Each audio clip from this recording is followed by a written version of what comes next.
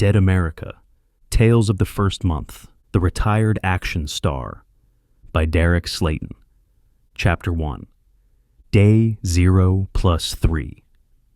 Gideon Rhodes sat in his oversized recliner, the leather worn smooth from 3 days of near-constant occupation.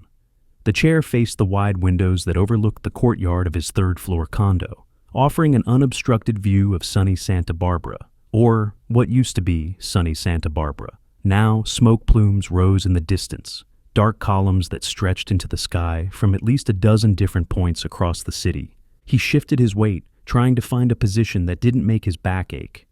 The recliner had seemed like a good idea when he first settled into it, but that was before he had spent the better part of 72 hours watching the world fall apart from this vantage point. The courtyard below had become his personal theater of horrors. 15 zombies wandered through the space, their movements growing noticeably slower with each passing day. When they had first appeared, they moved with a speed that seemed impossible for dead things. They sprinted, they lunged, they attacked with a ferocity that made his blood run cold. But that was changing now. Their bodies were breaking down, the constant strain on their muscles taking its toll. Most of them shambled now, their movements stiff and awkward. Gideon's eyes tracked across the courtyard, cataloging each creature by the wounds that marked them. There was the teenager in the shredded hoodie, half his face torn away. The older woman in the floral dress, her arm hanging by a thread of tissue. The businessman still wearing his tie, though his white shirt was stained black with dried blood. His gaze settled on the two newest additions to the group, the couple who had made their desperate run for freedom just yesterday. The memory of it played through his mind, unwanted and vivid. They had burst from the first floor exit, running full sprint toward the courtyard gate. The man had been in the lead, his hand gripping the woman's wrist as he pulled her along. They had been so close to the exit, 20 feet, 15, 10, but they didn't know about the button. The emergency exit required a button press on the side of the wall, a security feature that seemed absurd now. Gideon had started to rise from his chair, his mouth opening to shout a warning, but the words died in his throat as the mob descended on them. The couple never had a chance. The creatures had been faster then, still in the early stages of their transformation. The attack was swift and brutal. Now the woman stumbled through the courtyard, huge chunks of flesh missing from her legs. She could barely stay upright, her body tilting dangerously with each step. The man was different. His bites were concentrated on his upper torso and neck, leaving his legs intact. He moved with more purpose than the others, more speed. He would be a problem. Gideon pulled himself from the memory, running a hand across his face. His stomach growled, the sound loud in the quiet of the condo. He looked back out at the courtyard one more time, then pushed himself up from the recliner. "Well, might as well see what's left in the kitchen," he said. His athletic frame held together despite his late 50s, though he felt every year as he straightened. He stretched, rolling his shoulders and working at a kink that had settled in during his vigil. The movement helped, loosening muscles that had grown stiff from sitting. He walked across the condo toward the kitchen, passing the gallery wall that dominated the living room. Movie posters hung in neat rows, each one professionally framed. They were all action movies from the 1990s and early 2000s, and Gideon featured prominently on every single one. His younger face stared back at him from a dozen different angles, always holding a gun or a knife, always looking intense. Most were lower-budgeted fare, the kind of movies that went straight to DVD. Generic titles like Hitman's Revenge and Killer with a Hardened Heart jumped out at him. Films that filled the shelves at video stores back when those still existed. Movies that paid the bills, but never quite launched him into the mainstream. One wall was different, though. An entire section devoted to his biggest hit, the Ninja Dominator series. 5 movies in total, each poster hanging in chronological order. The first one had been a modest box office success, playing in actual theaters with actual audiences. The sequels had all gone straight to DVD, but they had their fans. People still recognized him from those movies, even now. Gideon stopped in front of the first Ninja Dominator poster, a sly smile crossing his face.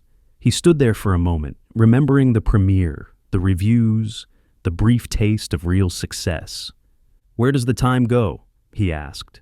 He continued into the kitchen, his smile fading, as reality reasserted itself. He opened the first cabinet, empty. The second cabinet, empty. The third yielded a single breakfast pastry, still sealed in its cellophane wrapper. He grabbed it, the plastic crinkling in his hand. The refrigerator was next. He pulled the door open, the interior light revealing nothing but an expired jar of mustard sitting alone on the middle shelf. He let out a sigh and shook his head, closing the door. "Well, Gideon, you got two choices," he said.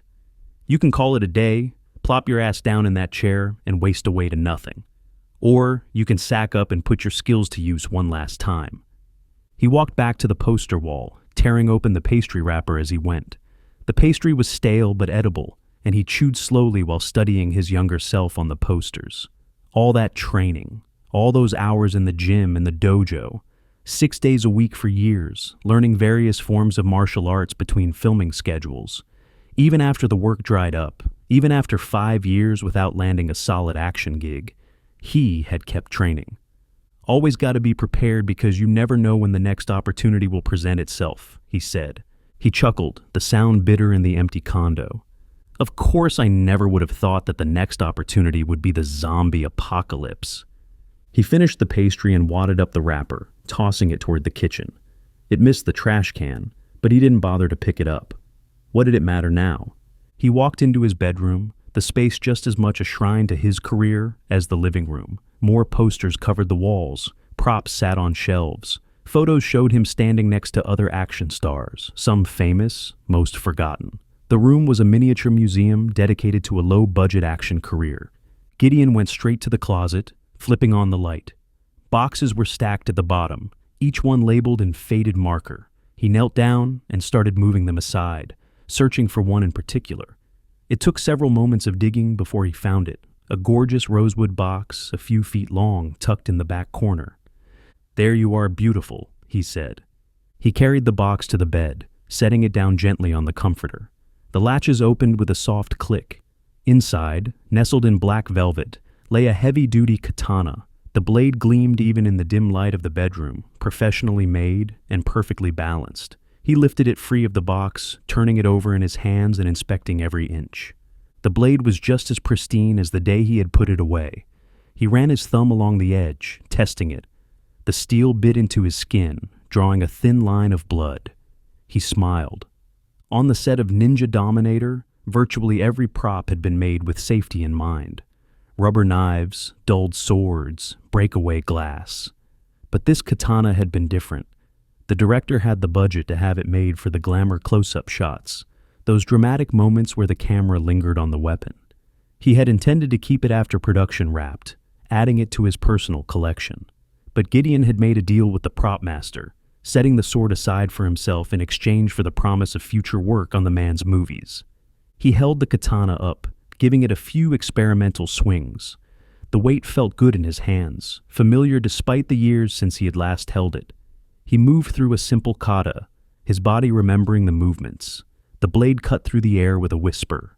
Before long, he was moving like he used to, delivering precision swings and combinations, his feet shifting across the carpet in patterns drilled into muscle memory. "Okay, looks like it's about time to reclaim the glory days," he said. He started toward the door, then stopped. His eyes had caught on a photo hanging near the closet. It was a behind-the-scenes shot from the final battle of Ninja Dominator. He stood in the center of the frame, wearing full white ninja garb, the costume splattered with fake blood. Around him on the ground lay a dozen stunt performers playing his defeated enemies. He chuckled to himself. The courtyard below suddenly seemed less like a death trap and more like a film set. How fun would it be to make that scene a reality? To clear the courtyard like his character had cleared that warehouse? "Always wanted to be a ninja for real," he said. "When else am I going to have the opportunity?"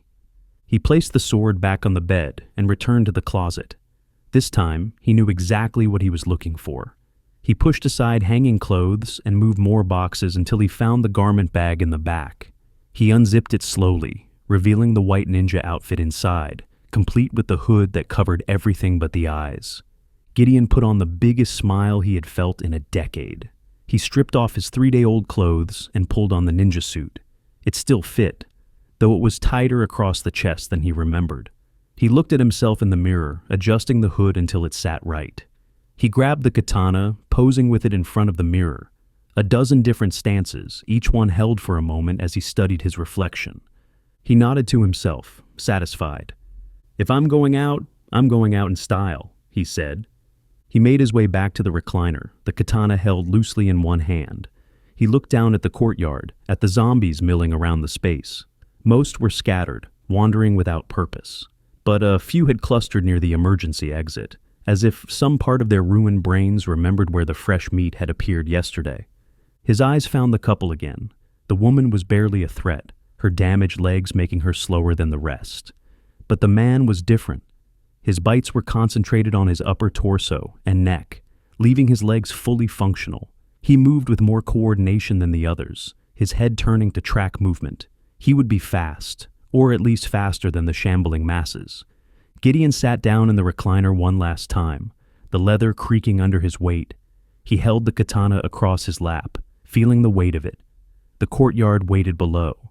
15 creatures between him and freedom, between him and food, between him and whatever came next. Chapter 2. Gideon stood at the door of his third-floor condo, the katana held at his side. He leaned forward, pressing his eye to the peephole. The fisheye view showed a distorted slice of the hallway beyond, the walls and ceiling curved by the lens. For 3 days, creatures had been shuffling through that hallway, trapped on the floor because they couldn't figure out the stairwell doors. He had listened to them from inside his condo, their moans filtering through the walls at all hours. Sometimes they scratched at doors, sometimes they just wandered, but they never left. He pulled back from the peephole, adjusting his grip on the katana. The hallway looked empty through the small lens, but that didn't mean anything. They could be just out of view, pressed against the walls on either side of his door. He reached for the doorknob with his free hand, his fingers closing around the cold metal. He twisted it slowly, the mechanism turning with barely a sound. The latch pulled free of the strike plate. He took a breath and pulled the door open a few inches. He poked his head out, looking left first, then right. A creature lunged from the right side, its arms extended and reaching. A moan escaped its throat, the sound wet and eager. Gideon jerked back, the zombie's fingers missing his face by inches. He brought the katana up in front of him in a single violent motion. The blade angled upward. The edge caught the creature's outstretched hand and arm, slicing cleanly through the middle. The hand split in two. The thumb and index finger bent away from the other 3 fingers, the section separating by nearly a foot. Blood that had long stopped pumping oozed from the wound, dark and thick. The zombie didn't react to the injury. It pushed forward, trying to force its way through the doorway. Gideon reset his stance, feet planted firmly on the carpet of his condo. He drove the katana straight ahead. The tip pierced the skull just below the creature's right eye, the fine craftsmanship of the blade plowing through bone and into the brain beneath. Gideon held the pose for a brief moment, his body remembering a dozen similar shots from his films. The zombie convulsed, its remaining hand clutching at nothing. Then it collapsed, sliding off the blade and hitting the floor with a heavy thud. He stepped over the body and into the hallway, the katana ready. He didn't have to wait long for the next threat. Moans echoed down the corridor. 3 zombies were shambling his way, drawn by the noise of the kill. 2 approached from the right, moving in a loose pair. 1 came from the left, its gait unsteady. Both groups were within 10 yards. Gideon stood in an attack pose, the blade angled across his body. He watched them close the distance, his eyes tracking their movements. When they got close enough, he made his choice. He took a step toward the pair on his right, planting his right foot firmly against the carpet. He launched himself into the air, his left leg extending in a flying jump kick. His foot connected with the lead zombie's chest with significant force.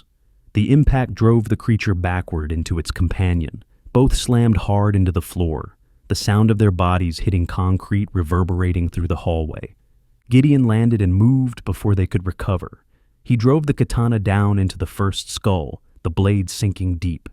The zombie convulsed once and went still. He pulled the blade free and turned to the second creature, which was struggling to rise. Another stab, another convulsion, another corpse. "Like riding a bike," he said. A moan behind him made him turn. The third zombie had closed the distance, reaching for him with decayed fingers. Gideon smiled beneath his blood-splattered ninja mask. Time to try out more of his long, dormant moves. He ran toward the creature, building speed across the short distance. At the last moment, he leaped, bringing the katana up high above his head. The tip pointed down like a spear. He brought it down with all his momentum, driving the blade completely through the zombie's forehead. The blade punched through the skull and emerged from the back, the sharp steel visible for just a moment before the creature's backward momentum carried it to the floor. Gideon held the sword up, keeping it a few inches off the concrete. The corpse slid down the blade slowly, finally coming to rest with a wet thud. More moans drifted down from the far end of the hallway, in the opposite direction of the stairwell. Gideon pulled his blade free and looked that way. He could see movement in the dim light, shapes shuffling in the distance. For a moment he considered dealing with them, but he wasn't coming back to his apartment. There was no reason to engage. There would be enough carnage to come. He turned toward the stairwell, wiping the blade clean on a fallen zombie's shirt. The fabric was already soaked with old blood, but it served well enough.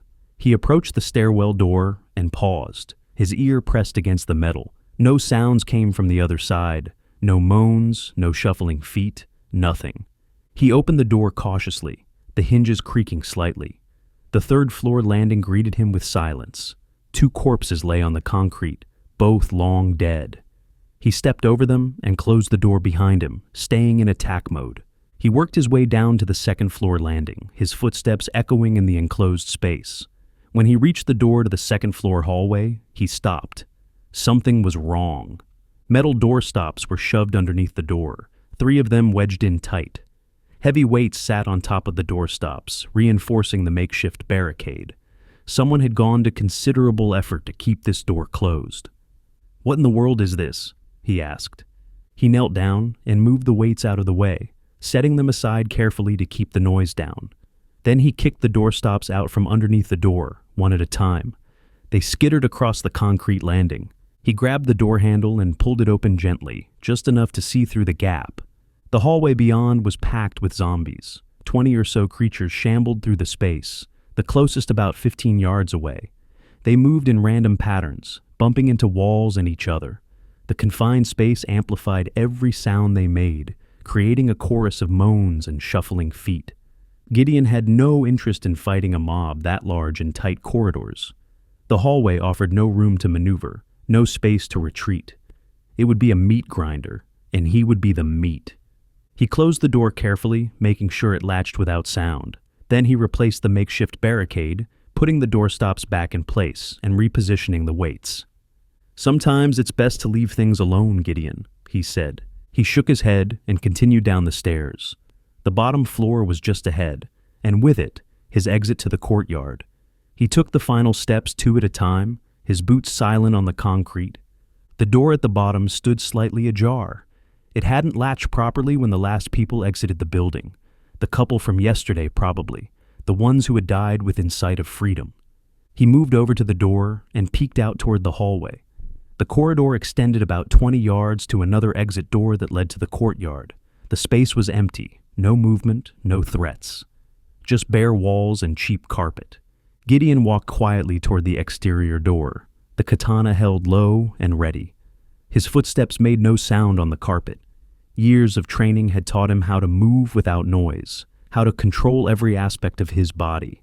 It was muscle memory now, as natural as breathing. The exterior door had a small window set at eye level. He approached it slowly and looked out into the courtyard. The space opened up before him, wider than it had seemed from his third-floor window. Benches sat at regular intervals along the edges. A small above-ground pond occupied the center, the water still and dark. Walkways connected different sections of the courtyard in neat geometric patterns. Zombies were everywhere. They shambled through the space in loose clusters, their movements slow and uncoordinated. Most bore the damage from being attacked by other creatures. Torn clothing, exposed bone, missing limbs.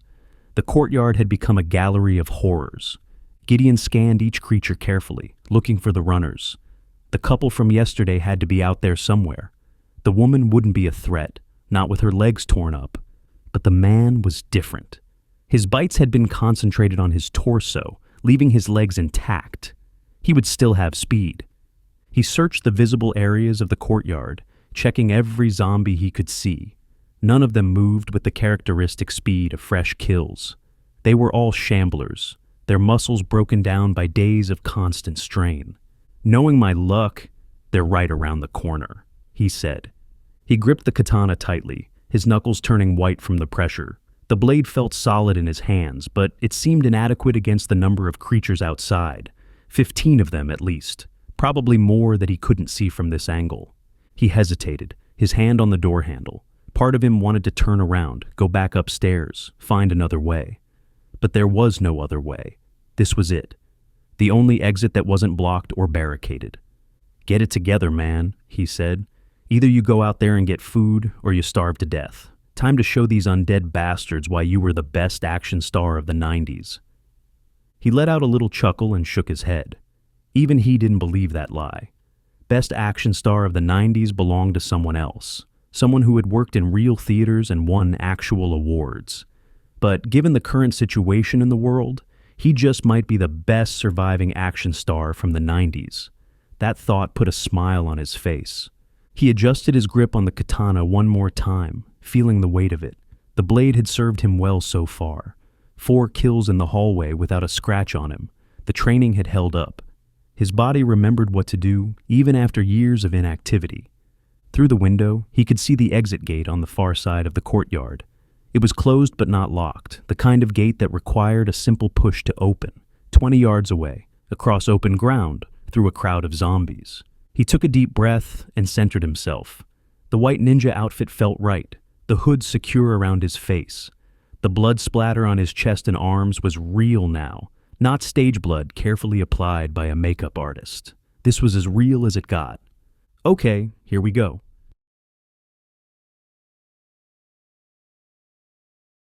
Chapter 3.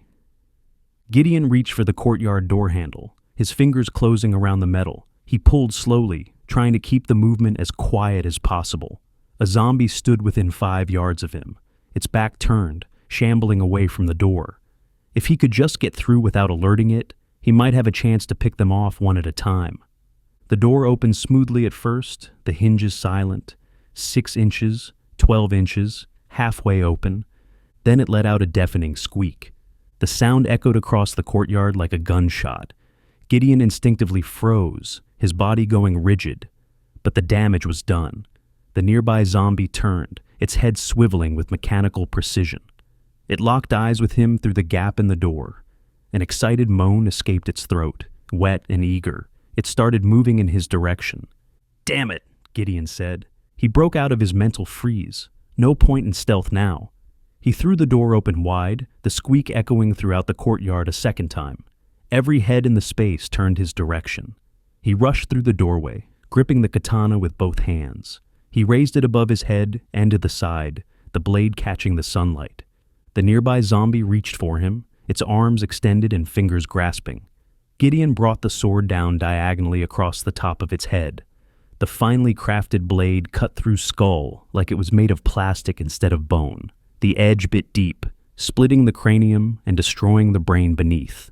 The creature stumbled for a moment, its body not yet understanding it was finished. Then it fell to the ground, collapsing in a heap at Gideon's feet. He looked around, taking in the full picture. The entire courtyard mob was now focused solely on him. 15 sets of dead eyes locked onto fresh meat. The closest creature was 10 yards away, with the rest not far behind. They moved as a group, shambling forward with single-minded purpose. Gideon frantically scanned the crowd, trying to locate the runner. He was confident he could deal with the shamblers.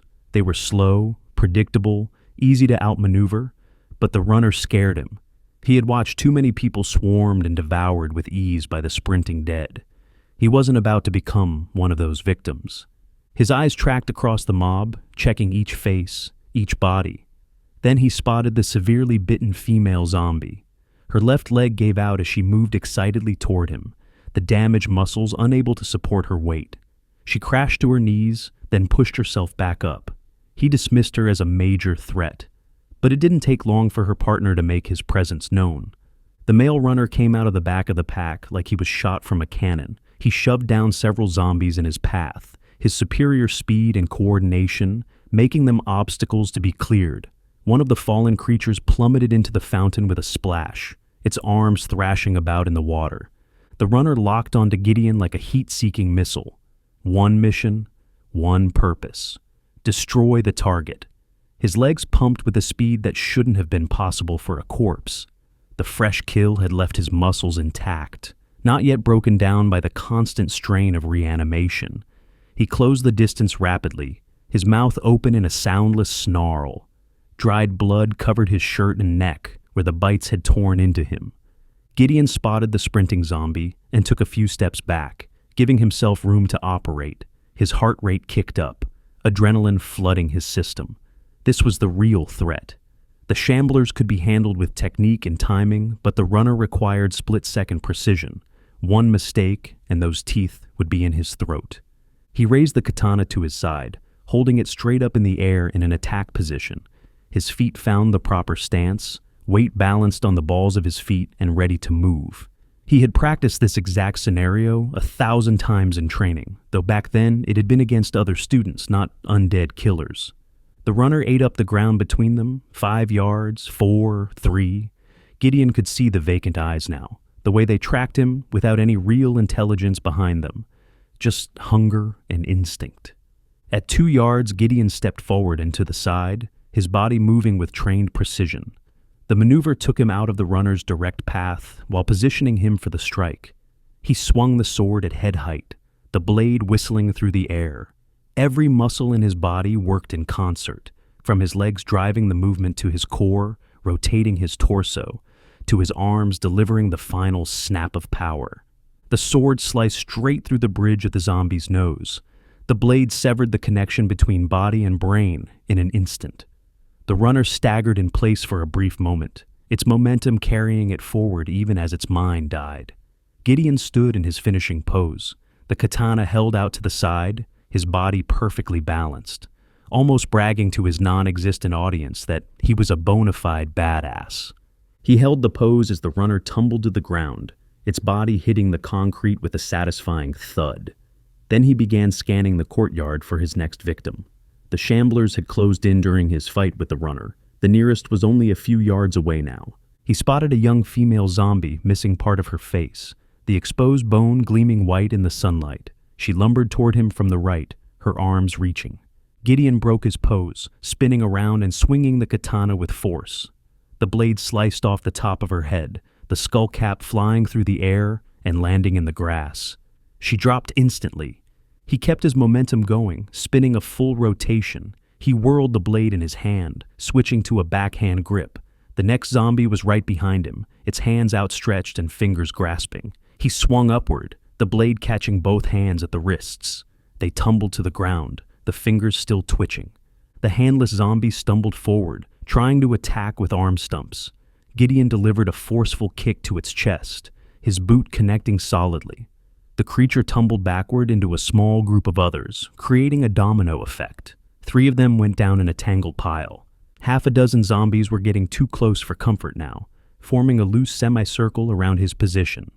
Gideon made a quick decision. He started running to his right, building speed. He leaped over the downed female creature, who was still trying to crawl toward him, her ruined leg dragging behind her. He picked up a head of steam, heading toward a pair of creatures on the other side of a wooden bench. The bench sat low to the ground, maybe 3 feet high. The 2 zombies were positioned perfectly, standing side by side, with just enough space between them. Gideon ran at full speed, his boots pounding the concrete walkway. At the last moment, he planted his right foot on the bench seat and launched himself into the air. He spun as he jumped, rotating his body and bringing the sword around in a wide arc. He landed behind the 2 zombies, the katana completing its journey across both their necks. Their heads tumbled from their shoulders as their bodies collapsed. Blood splattered across Gideon's white ninja outfit, the red spray painting a gruesome and familiar picture. For just a moment, he was transported back to the set of Ninja Dominator, the stage blood being sprayed by hidden tubes while the cameras rolled. He could almost hear the crowd in the theater on opening night, cheering him on as he defeated the villain's army. A moan snapped him back to reality. The hungry dead continued to fill the courtyard, their sounds overlapping into a discordant chorus. Gideon grinned beneath his mask. He was having the time of his life. He continued his assault, running toward the fountain at the center of the courtyard. The structure was decorative, built more for aesthetics than function. Water circulated through it from a hidden pump, creating a gentle burbling sound that now seemed absurd given the circumstances. The zombie that had fallen in the water was still thrashing about, its movements uncoordinated and splashing. Water sloshed over the edges of the fountain, creating puddles on the surrounding concrete. The creature's clothes were completely soaked, weighing it down and making its movements even more awkward. Gideon ran toward it, his eyes tracking the remaining threats. The mob had spread out across the courtyard, no longer moving as a unified group. They approached from multiple angles, forcing him to keep track of several vectors of attack simultaneously. A zombie reached for him from the left, its arm extending with jerky movements. He ducked underneath the outstretched limb, feeling the fingers brush against his hood. He reached the fountain's edge, which stood a couple feet off the ground, the stone barrier providing a perfect platform. The rim was wide enough to run on, roughly 8 inches across, and it encircled the entire fountain. He began running around the fountain's perimeter, using the elevated position to his advantage. From up here, he had better sight lines and could control the engagement. The katana moved with lethal precision in his hands, an extension of his body after decades of training. A zombie got too close, and he swung outward, the blade catching it across the face.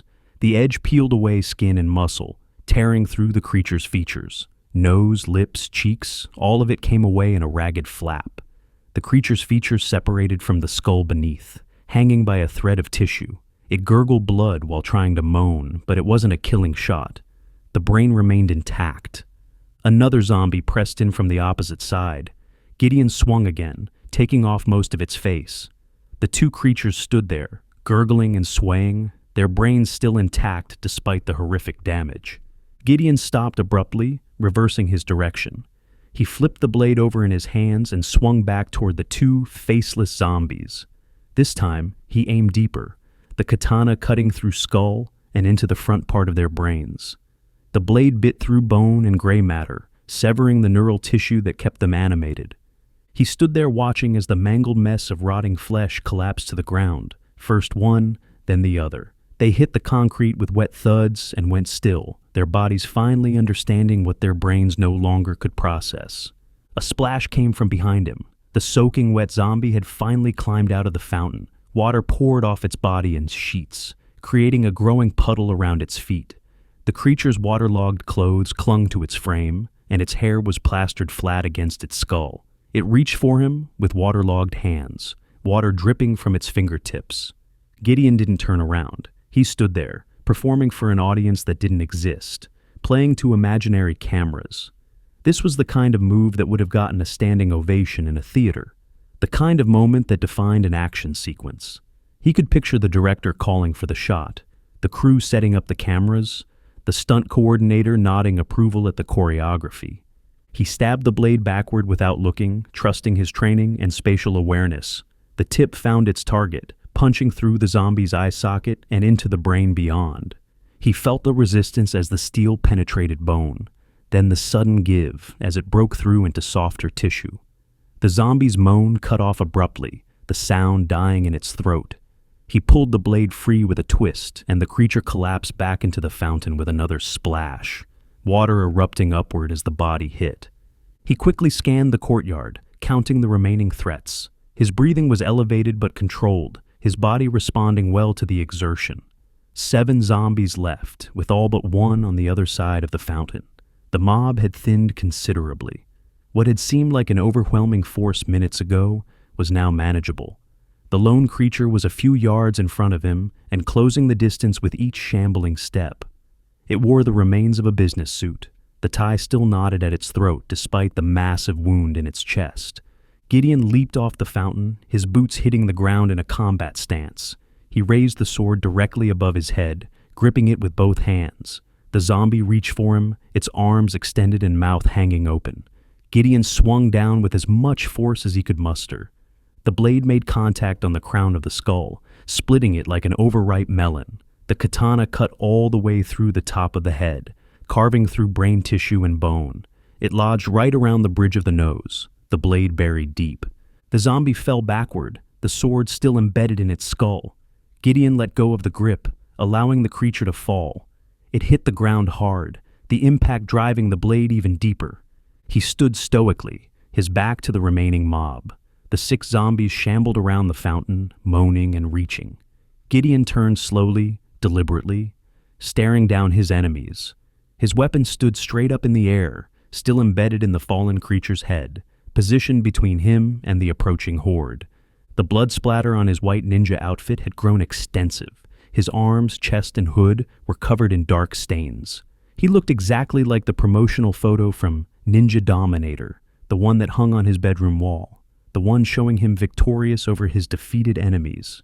The 6 remaining zombies spread out as they approached, forming a loose line. They were cautious now, if such a thing was possible for creatures with no rational thought. More likely, they were simply navigating around the bodies scattered across the courtyard, their simple brains processing the obstacles in their path. Gideon walked forward, approaching the fallen zombie with his weapon. He placed his boot on the creature's chest and gripped the sword's handle with both hands. He pulled, working the blade free from the skull. It came loose with a wet sound, brain matter clinging to the steel. He wiped it clean on the zombie's clothing, preparing for the final confrontation. The 6 zombies were close now, 10 yards away and closing. Gideon adjusted his grip on the katana, finding the perfect balance. Okay, let's finish this job. Chapter 4. Gideon started moving slowly around the fountain, his boots crunching on debris scattered across the concrete. Pieces of broken bone, torn clothing, and other remnants of the battle littered the ground. The 6 remaining zombies tracked his movement, their heads following him with mechanical precision. Dead eyes locked onto him, tracking his every step. As he circled, the mob split naturally into 2 groups. 3 moved left around the fountain, while the other 3 went right, their simple brains unable to coordinate a more effective strategy. They couldn't think tactically, couldn't plan an ambush, or coordinate their approach. They simply followed the most direct path to their prey. He locked his eyes on a group of 2 that had separated slightly from the others on his right side. They shambled toward him with arms extended, their movements uncoordinated but relentless. The lead zombie was missing an ear and had a massive bite taken out of its shoulder. The one behind it dragged 1 foot, the ankle twisted at an unnatural angle. Gideon moved like a lion stalking a gazelle, each step deliberate and controlled. He was in complete control now, the earlier rush of adrenaline replaced by a calm focus. His heart rate had settled, his breathing was steady, and his mind was clear. This was what all those years of training had been for. Not movie choreography, not stage fights for cameras, real combat, life and death. As he got within striking distance, he decided to get playful with them. The first zombie lunged at him with surprising speed for a shambler, its hands reaching for his throat. Gideon stepped smoothly out of the way, his body pivoting with trained grace. He swung the katana upward in an arc, the blade catching the creature's outstretched hand at the wrist. The hand tumbled through the air, fingers still grasping at nothing. The zombie behind it came at him without pause, unconcerned with its companion's injury. Gideon executed a precision slash, the blade cutting horizontally through the front half of its neck. The cut was surgical, severing muscle and bone, but leaving the back portion intact. The creature's head fell backward behind its torso, still connected by a thin strip of tissue and spine. It flailed about blindly, its arms swinging in random directions as its eyes stared at the sky. The disarmed creature made another attempt at him, trying to grab with its remaining hand. Gideon stepped to the side again, keeping his movements economical. He stabbed downward, the blade punching through the creature's knee. He ripped the blade out through the front of the kneecap, tearing through cartilage and ligament. The zombie's leg gave out instantly, and it crashed to the ground, unable to support its own weight. He turned his attention toward the creature with the grotesque neck injury. It was lumbering in place, its head hanging backward over its shoulders. The angle forced it to look behind its own body, creating a bizarre sight. Having a little bit of fun with the situation, Gideon moved behind it and stabbed straight through the creature's chest. The blade drove deep, angling upward, and he felt the tip punch through the back of the skull from the inside.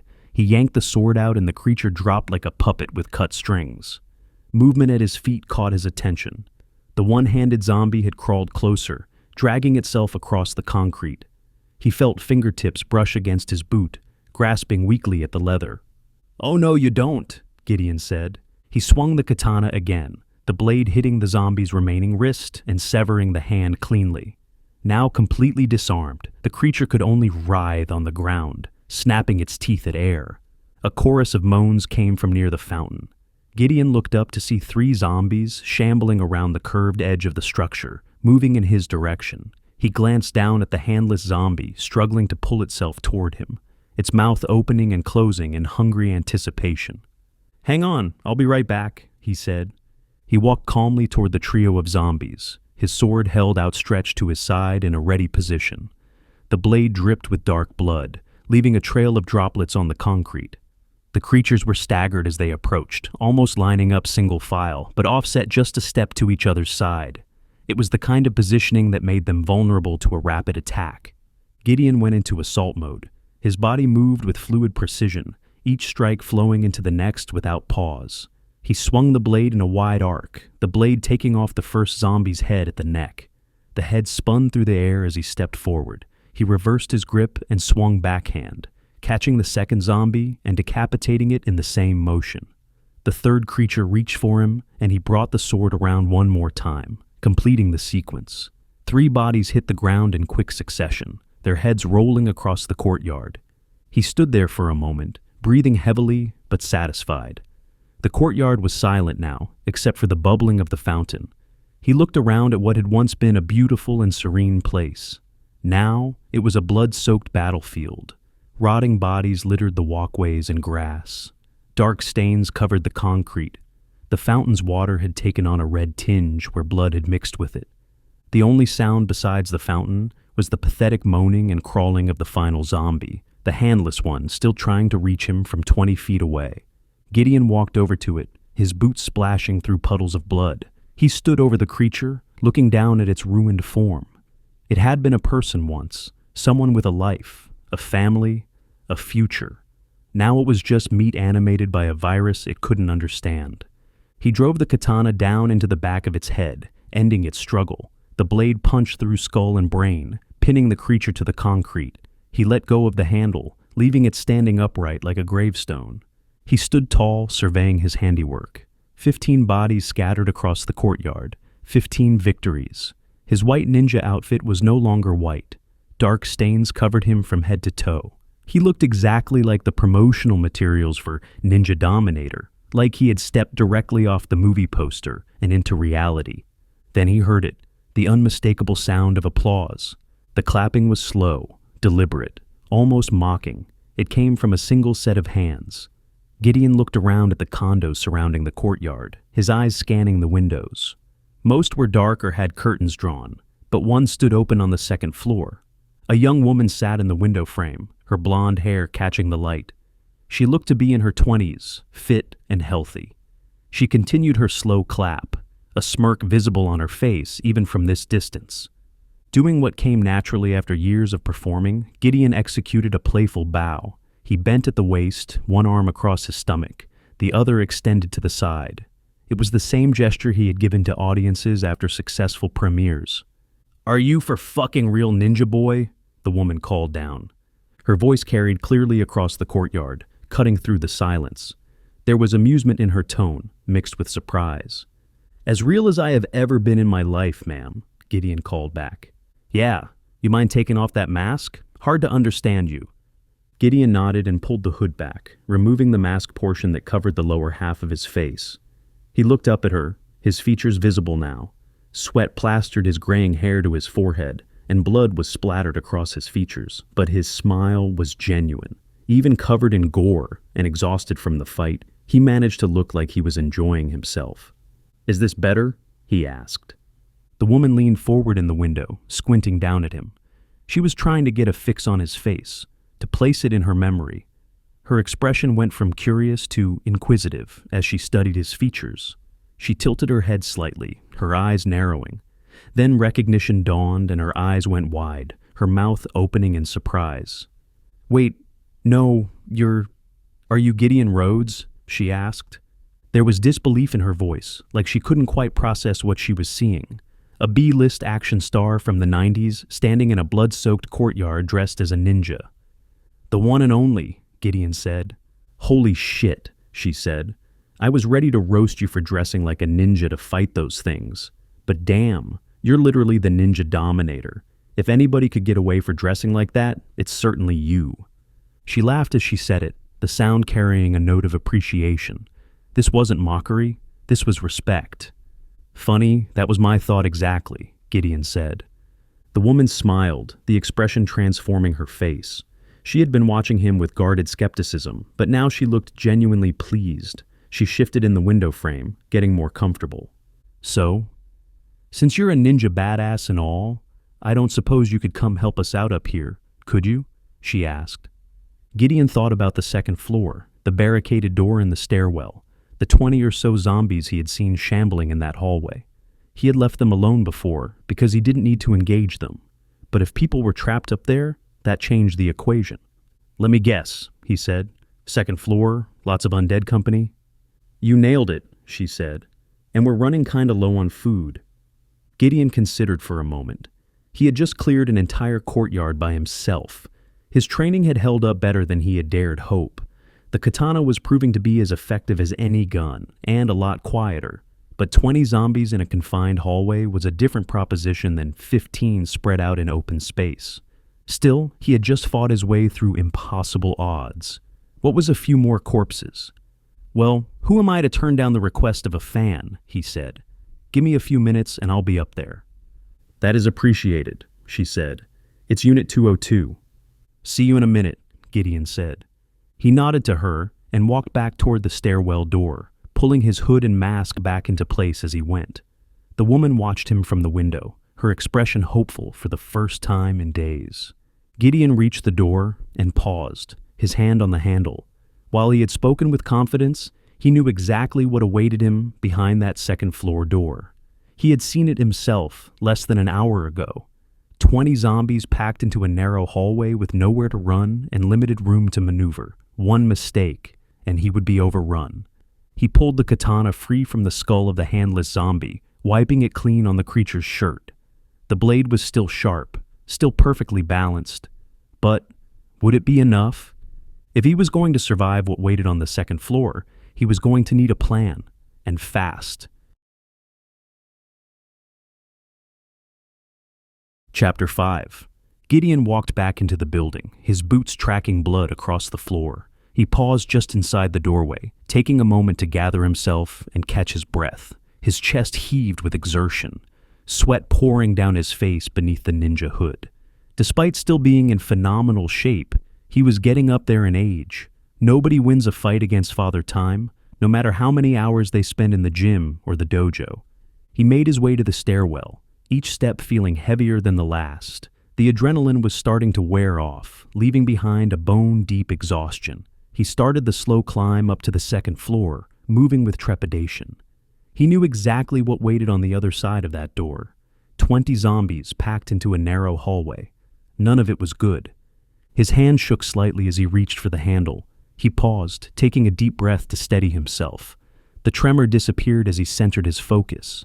He grabbed the handle and pulled the door open as quietly as possible, just a few inches. Just enough to get another view of the situation. He wasn't sure if the commotion in the courtyard had stirred up the mob in the hallway.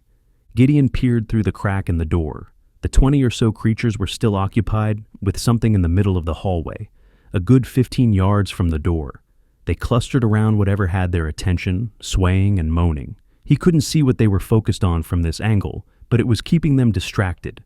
The hallway itself was spacious by apartment building standards, but not wide enough for him to swing his sword horizontally. That limitation cut his movement options significantly. There was only about 6 feet from wall to wall. Nothing but closed doors and solid wall stretched between him and the mob. No alcoves to duck into, no side corridors to retreat down. Just a straight shot with nowhere to hide. Gideon gently shut the door, making sure not to alert the mob of his presence. The latch clicked softly into place. He leaned against the wall and began talking softly to himself, debating his options. One big charge, Slicing and dicing as you go, he whispered. No, that wouldn't work. It's too tight, and if your sword gets stuck for even a moment, it's lost. He looked at the stairwell, considering another approach. He could lure them in here, use the vertical space. Let gravity do its thing by sending them tumbling down the stairs. The narrow stairwell would force them to come at him one or two at a time. But he shook his head, dismissing the idea. That's no good either, he said. You don't know how many of those things are in there, or left in the building. If they become too much to handle, it'll be you against the world in the courtyard again, with no way to escape. He continued to run through scenarios, his mind working through the tactical problem. Direct assault was suicide. Luring them out was too risky. He needed something else, something that would let him control the engagement from a distance. Then one specific scenario popped into his head, bringing a devious smile to his face. Oh, that's perfect, he said. Ninja Dominator 3, The Assault. About time I put all that work to good use. Gideon continued beaming as he walked back up the stairs toward his apartment. His mind was already racing ahead, planning the execution. It would work. It had to work. The memory came flooding back as he climbed. Back during pre-production of Ninja Dominator 3, the director had insisted on him mastering the throwing star. Not just mastering the look of throwing it for the camera, actually mastering the technique itself. The director had been a purist who demanded everything be done in camera. No special effects, no camera tricks, no post-production magic. Everything had to be real. For a scene where Gideon's ninja character took on a small army of henchmen in a warehouse, the director wanted single takes of him throwing the ninja star and seeing the actual impact on the stunt performers. Real throws, real impacts, real danger. Gideon still had nightmares about that training. Weeks of throwing practice that felt more like torture than preparation. He had partially torn his rotator cuff because he'd had to throw so many times. Hours every single day, throwing until his arm felt like it would fall off. His shoulder would scream with pain by the end of each session. But, like the action star he was, he had mastered the technique. He could hit the head of a stunt performer at 20 paces, threading the star between protective gear with surgical precision. The instructor had called him a natural, which only made the director push him harder. Unfortunately for Gideon, before the scene could be shot, the director had gotten into a fistfight with one of the producers. Something about creative differences and budget overruns. Words had been exchanged in a production meeting, then fists. The director got fired on the spot, escorted off the lot by security. The new director, who looked like he was barely old enough to order a beer by himself, had decided to scrap the entire throwing star sequence. Too dangerous, too time-consuming, too expensive. They could achieve the same effect with computer graphics for half the cost and none of the liability. For years, Gideon had been upset at that development. All that training, all that pain, all for nothing. The scene that was supposed to be the centerpiece of the movie reduced to a footnote in production history. But not today. Today was going to be the day he put all that suffering to good use. Before he could get to his apartment, though, there was one small problem. The trio of zombies that had shambled toward his end of the hallway now stood between him and his home. The two closest to him were shoulder to shoulder, looking in his direction with vacant eyes. The third one was a few yards back, still picking itself up from tripping over a corpse. Okay, let's get this done, Gideon said. He came out from the stairwell, walking with purpose. Then he shifted into a ninja run, his body low to the ground, with his sword dragging just off the concrete behind him. The blade scraped along the floor, leaving a thin line. The two creatures moaned with excitement at his presence, their arms reaching out. Gideon closed the distance rapidly. At the last moment, he angled toward the creature on his right. When he got within a few feet, he swung the sword up as hard as he could, bringing it from ground level in a rising arc. The blade caught the creature right between the legs. The sword sliced through the rotting flesh like it was cardboard, meeting almost no resistance. It only stopped when it hit the ribcage, the bone finally providing enough structure to halt the blade's momentum. Gideon yanked his sword out while taking a hop backward, clearing space for what came next. The cut creature stumbled for a moment as the center of its body lost all structural integrity. Then, its entire insides began dumping out onto the floor. Intestines, organs, and decomposing tissue spilled across the concrete in a grotesque cascade. The rapid loss of everything holding it together caused the creature to collapse onto the floor in a heap, but it was still moaning, still flailing its arms, trying to drag itself toward him with just its upper body. Gideon turned to the second zombie and quickly stabbed it in the forehead. The tip pierced skull and brain, destroying the tissue that kept it animated.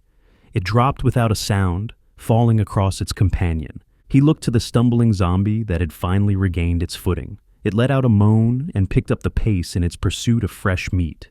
Its feet moved faster, shuffling across the concrete. Then it managed to trip over the carved-up creature lying on the floor. The zombie fell flat on its face right in front of Gideon, landing with a wet slap. Gideon chuckled as he raised his sword and drove it down into the back of the clumsy creature's head. The blade punched through skull and brain, pinning it to the floor. "And that just leaves you," he said. He pulled the sword free and walked over to the zombie he had carved up. The thing was still trying to get him, pulling itself forward with its arms while leaving a trail of organs behind it. He stood there for a moment, almost mesmerized by the collection of entrails and body parts that refused to stop. Finally, he shook it off and gave the creature a mercy killing, driving the blade through its skull. He stepped over the bodies and headed into his apartment. The door was still ajar from his earlier exit, swinging open at his touch. He made his way straight to the bedroom, past the gallery of movie posters that documented his career. Once again, he went to his closet, digging ever deeper into the back. He pushed aside boxes and old clothes until he found what he was looking for. A small canvas bag, not much larger than a woman's purse, sat wedged behind everything else.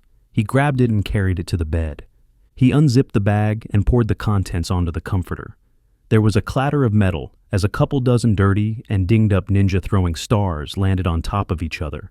Some of them had bent tips from hitting concrete or wood instead of their targets. A couple were missing entire portions of the star, broken off during training sessions. These had been his trainers. So many hours, so many throws, so many cuts. The edges had drawn blood from his hands more times than he could count, especially in those early days when his technique was sloppy. But despite the pain and suffering, he had come away with two vital things. The first being an amazing ability to throw these stars with power and accuracy. The second being a voluminous knowledge of every curse word available in 3 different languages, along with a bonus understanding of how they could be strung together to confuse and terrify adversaries. And now, they were going to be his salvation. Well, not his exactly, but definitely the woman who was trapped in the second-floor apartment. He quickly gathered them back up, inspecting each one as he went to make sure they were still in throwing shape. Most were fine despite the damage. He slung the bag over his shoulder and headed back down for his rescue mission. The weight of the throwing stars felt good against his back, solid and reassuring. He had the katana in one hand and a bag full of weapons that could kill from a distance. It was as prepared as he was going to get. He reached the landing by the second-floor door and stopped. Only this time he was ready for what waited behind it. No more scouting, no more planning. Time to execute. Gideon held his sword in his left hand and reached into the bag with his right to grab a throwing star. The metal felt familiar in his palm, the weight and balance exactly as he remembered. He took a beat to steady himself, centering his breathing and focus. Then he pulled open the door to the hallway. As soon as the latch cleared the frame, the metal door came flying open. It swung wide with force, catching him completely off guard and barely missing his face. A creature had apparently gotten wise to his earlier spying. It had come over to investigate the door and had been standing right on the other side, pressed against it. Gideon and the creature wrestled for a moment. Both of them were surprised to find the other there. The creature grasped at him with rotting hands, its fingers catching in the fabric of his ninja outfit. Gideon stumbled backward under the sudden assault, his feet scrambling for purchase. The throwing star fell from his grip, and his sword tumbled from his left hand, clattering on the concrete. The noise echoed through the stairwell and down the hallway, drawing the attention of the other creatures. He could see them over the attacking zombie's shoulder, their heads turning toward the sound. Gideon knew he had to act fast. He used his backward momentum to his advantage, planting his foot firmly on the landing. He swung his arms hard, pushing the attacking creature away from him. The zombie stumbled back through the doorway, its arms windmilling. It hit the top step and went tumbling down the stairs, its body crashing against the concrete steps. The sounds of impact echoed upward, cracking bones, tearing flesh, the wet thud of a body coming apart. He didn't see exactly how it landed, but given the satisfying sounds, he didn't think it would be getting back up. Gideon bent down and picked his sword back up, his fingers closing around the familiar grip.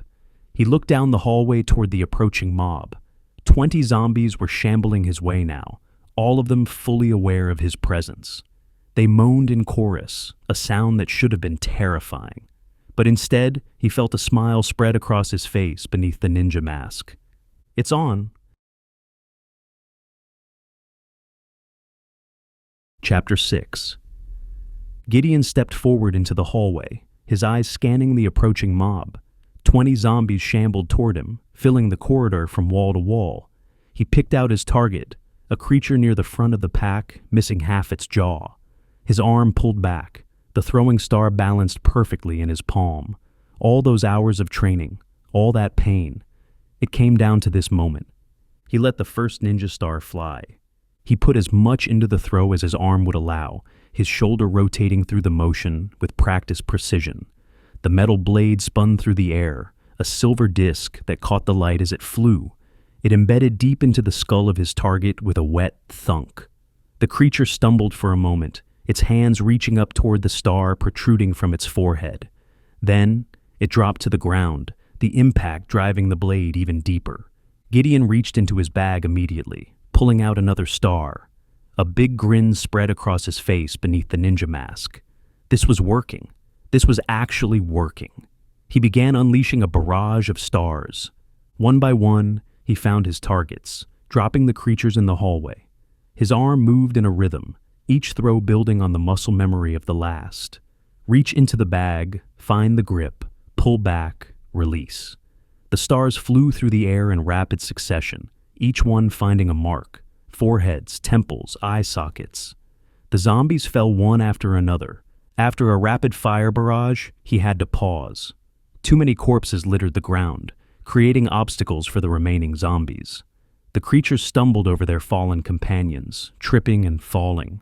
Bodies piled up in the narrow hallway, creating a barrier of rotting flesh. As soon as they started hitting the ground, Gideon rushed forward with his sword. He moved quickly, stepping over bodies and dodging grasping hands. He began stabbing them in the backs of their heads as they attempted to get up. The blade punched through skull after skull, each strike precise and efficient. No wasted movement, no hesitation. In a matter of moments, he had reduced the majority of the creatures to lifeless corpses. Only a trio of zombies remained standing. They shambled in his direction, a good 10 yards away, navigating around the bodies of their companions. Gideon pulled out 2 stars at the same time, getting them ready in his hand. "I had to make this throw 1,000 times, he said. "Just have to know if I could have hit the target when the lights were bright and the camera was rolling." He steadied himself, looking at 2 of the targets that were nearly shoulder to shoulder. The spacing was tight, barely 6 inches between them. He made a couple of practice throws, his arms going through the motion without releasing the stars, testing the angle, feeling the distance. Then he went for the real thing. He let them fly simultaneously, releasing at the same moment in a single motion. The stars spun through the air on parallel paths. Gideon watched intently as they got close to the shambling creatures, holding his breath. The star on the right hit the creature directly in the eye, penetrating deep enough to pierce the brain. The zombie dropped instantly. The other star hit its target in the forehead, embedding in the skull with a solid impact, but not quite deep enough to kill it. The creature kept coming, the star jutting from its head like a strange ornament. Gideon looked on, at first disappointed he wasn't able to get the double kill, but still satisfied with himself that he had hit the head on both of them. "I'll take it," he said. He walked forward, stepping on the backs of the fallen zombies. Their bodies shifted beneath his weight, but held firm enough to support him. He readied his sword as he approached the 2 remaining threats. With 2 well-placed strikes, he ended their existence. The blade cut through skull and brain, dropping them to the ground.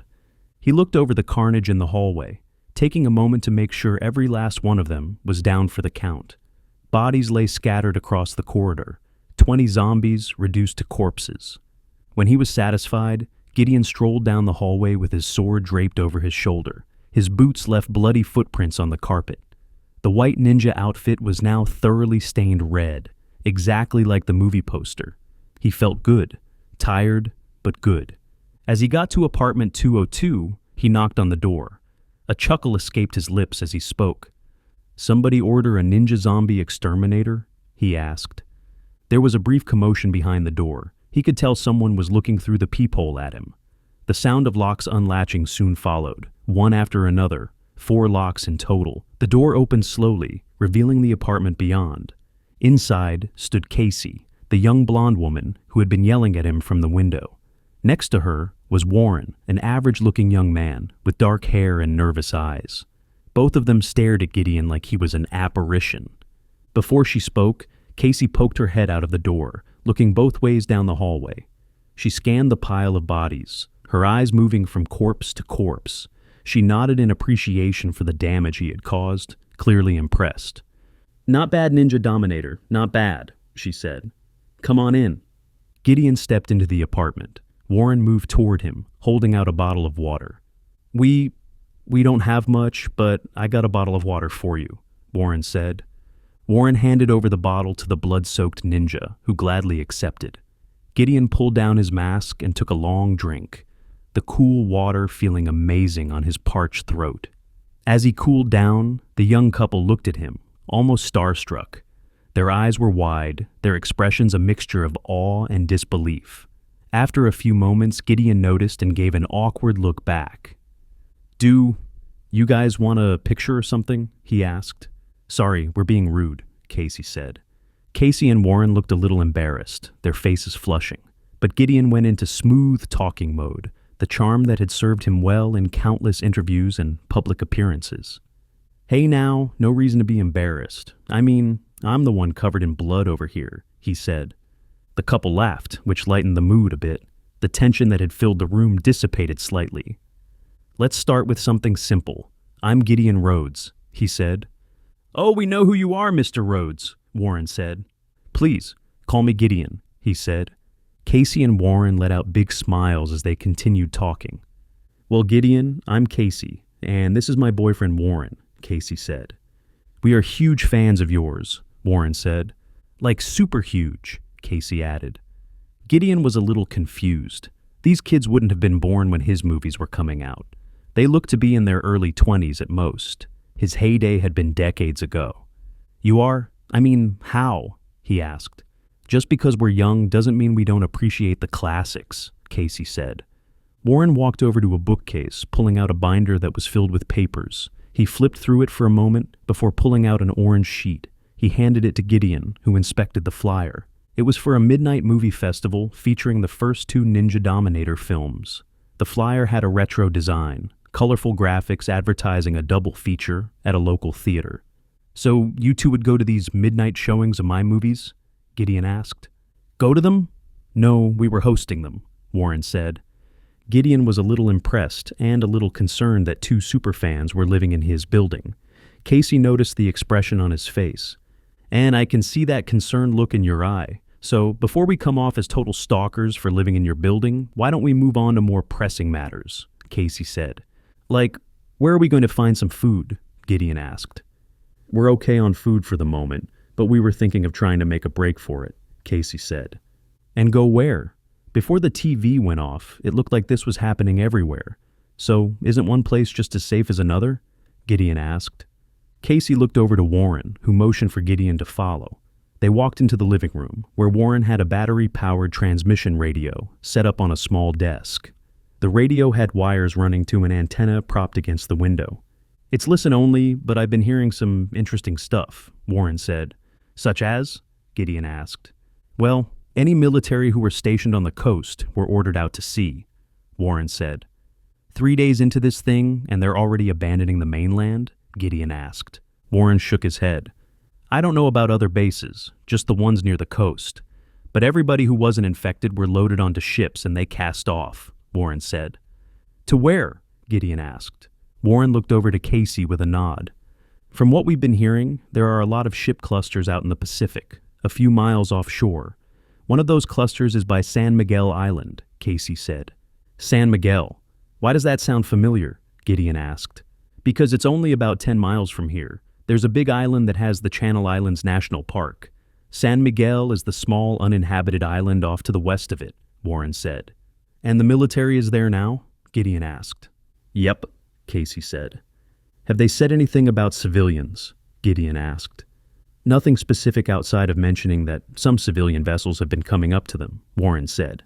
But nothing about blowing them out of the water with a torpedo or anything? Gideon asked. Not that we've heard, Casey said. Docks are only a mile or so from here. We should be able to Gideon trailed off. Casey and Warren got concerned looks on their faces, their expressions darkening. Something about the docks I should know? Gideon asked. Don't worry, they're still there. But there aren't any boats, Casey said. How do you know that if you've been trapped in here? Gideon asked. Warren pointed to a heavy-duty walkie-talkie that was tossed on its side on the table. There was a small piece of it broken off, as if it had been thrown in a fit of anger. A friend of ours, Teddy, lived a block over from here, used to help us put on the midnight movies, which is why he had one of those in the first place. When we told him about the ships Casey trailed off. Warren picked it up. He made a play for the docks, Warren said. We begged him not to go, but he was determined, Casey said. I'm guessing by the state of the walkie-talkie he didn't make it? Gideon asked. Oh, he made it all right, only there wasn't anything there for him, Warren said. Every single boat was gone, not even so much as a life vest, just nothing, Casey said. What? Gideon stopped himself from asking what happened, but Warren answered him anyway. He tried to find a place to hold up, but it was compromised. We said our goodbyes, and the line went dead, Warren said. Which is when that happened, Casey said. Casey pointed to the damaged device on the desk. Gideon gave a solemn nod toward the two heartbroken youngsters. I'm sorry for your loss, he said. Lots of that going around these days. We're not special in that regard, unfortunately, Warren said. However, it does make our plan a little more difficult, Casey said. You have a plan? Gideon asked. Warren nodded as he began laying it out. There's a hardcore outdoor shop that's on the way to the docks. We figured we could get in there, find a boat of some sort, even if it's one of those inflatable things, and paddle our way to the ships, Warren said. Gideon looked at the duo, not exactly buying what they were selling. They noticed the skepticism on his face. You think it's a bad plan, don't you? Casey asked. Gideon looked serious for a moment before going into actor mode, speaking in a grandiose manner. Of course not, my dear Casey. It is a good plan. One could even argue a very good plan. But what if I could present you with a great plan? He asked. Casey and Warren got into the speech, nodding along like they were acting alongside one of their idols. We'd be open to it, Casey said. What do you have in mind, Mr. Ninja Dominator? Warren asked. What if we took my boat? Gideon asked. Casey and Warren glanced at each other before turning back to Gideon. If your boat was at the docks, then it's long gone, Casey said. Good thing it's not at the docks then, Gideon said. Where is it? Warren asked. About half a mile from the docks at a storage facility, locked up tight in a garage there, Gideon said. That's great, but how are we supposed to get it to the docks? Casey asked. Gideon broke out a giant smile, giving her a wink. It's already on a trailer, hooked up to my truck. Everything gassed up and ready to roll whenever we are, he said. Casey and Warren exchanged a glance and nodded at each other. I like that idea a lot better than paddling out into the ocean, Casey said. Same here, Warren said. Okay, we're in, Casey said. We'll follow your lead, Warren said. Okay, we got plenty of daylight left, and I got a lot of gas left in the tank. You two bag up as much food and water as you can carry. I'll liberate some of my ninja stars from skulls, and we'll get this show on the road. Oh, and I'd get a weapon or two if you have it. Nothing that makes a noise, because real ninjas use stealth, Gideon said. He gave them a wink before heading out into the hallway to retrieve his weapons. Casey and Warren looked at each other, trying to contain their excitement at getting to see their favorite ninja master in action. They were able to stifle their excitement when they realized that they were about to be in a life or death situation. You get the food, I'll get something heavy that can crack some skulls, Casey said. Warren nodded, and the two of them got moving like they had a purpose.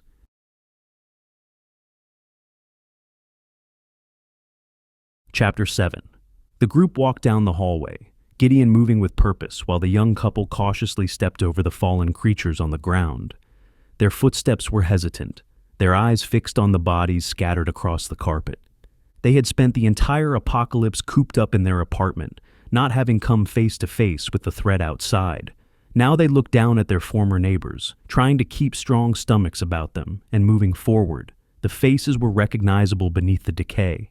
The woman from 204 who always said hello in the elevator, the man from 208 who complained about noise, people who had been alive just days ago.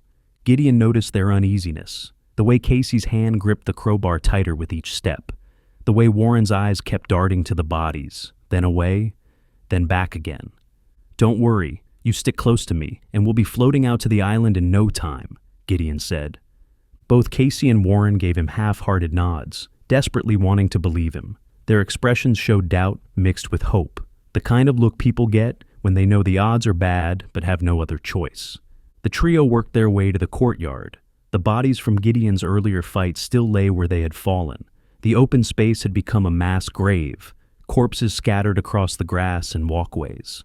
The young couple did their best to ignore their fallen neighbors, keeping their eyes forward and focusing on Gideon's blood-stained white ninja outfit ahead of them. They got to the main door that led out to the street. Gideon inspected it, running his fingers along the frame and checking the lock mechanism. The door was metal, with a small window at eye level. He could see through to the street beyond. The glass was reinforced, the kind designed to withstand break-in attempts. He gently clicked open the lock while gripping his sword tightly in his other hand. Before he ventured outside, he paused, looking back toward the couple. Casey had the crowbar held in both hands, her knuckles white from the grip. Warren had a baseball bat, the aluminum kind that was lightweight and deadly in the right hands. They looked nervous, but determined. "Okay, we don't know what's out there. If I tell you to retreat, you get back in here as fast as you can, and we can regroup. If I think we can move through it, you stay close. Just not too close, because when I get into the zone, I swing this bad boy around like a madman. Don't want to take you out with them," Gideon said. "We'll be careful," Casey said. "Okay, here we go," Gideon said. He carefully opened up the door, pulling it toward him just a few inches. He peeked out to the street beyond. The view showed a typical residential street, lined with trees and parked cars. Morning light filtered through the branches, creating shadows on the pavement. A few creatures wandered within 5 yards, but nothing overwhelming. Maybe a dozen total visible on the entire block. Some stood in place, swaying. Others shuffled down the sidewalk. Nothing he couldn't handle. He looked back to the couple, giving them a nod that they were going. In a single motion, Gideon burst through the door. He ran toward the closest creature, a zombie in torn business attire that had been wandering past the building. He swung his sword in a wide arc. The blade severed the head of the creature before it knew what hit it. The head tumbled across the pavement while the body collapsed. Gideon turned his attention toward the next zombie, stepping toward it with measured strides. He delivered a pinpoint accurate thrust with the blade, going right through the eye socket and into the brain beyond. The creature dropped without a sound. "Come on!" he called back. Casey and Warren hurried through the door, staying close behind him. The road to their right, in the direction of the storage facility, was mostly clear with only a handful of zombies spread out on the pavement, roughly 10 or 12 creatures scattered over several blocks. Gideon led the team through the center of the street, moving quickly across the pavement. His eyes constantly scanned for threats, tracking every movement in his peripheral vision. The abandoned cars provided some cover, but also created blind spots where zombies could be hiding. Occasionally, he stopped to take out a zombie that dared to get too close to them. A creature emerged from between 2 cars, and he stabbed it through the temple. Another one shambled out of a front yard, and he decapitated it with a quick slash. Nothing that slowed their progress significantly. Warren and Casey stayed tight to his back, their weapons held ready but unused. They moved in his wake, following the path he cleared through the scattered zombies. Their breathing was heavy but controlled, adrenaline keeping them moving. The storage facility was visible in the distance now, a low building with garage doors lined up in rows. Gideon could picture his truck sitting in one of those garages, the boat trailer hitched and ready. So close. They got a couple blocks up, making the turn toward the storage facility. The building was down the street about 3/4 of a mile, a straight shot if it wasn't for what waited ahead. Stretched out over the next few blocks were a couple hundred zombies, roaming aimlessly on the street. The mob filled the road from sidewalk to sidewalk, a shambling mass of rotting flesh. They moved in loose groups, clustering around abandoned vehicles or standing in the middle of the road. When the trio came around the corner, a few of the closest ones took notice.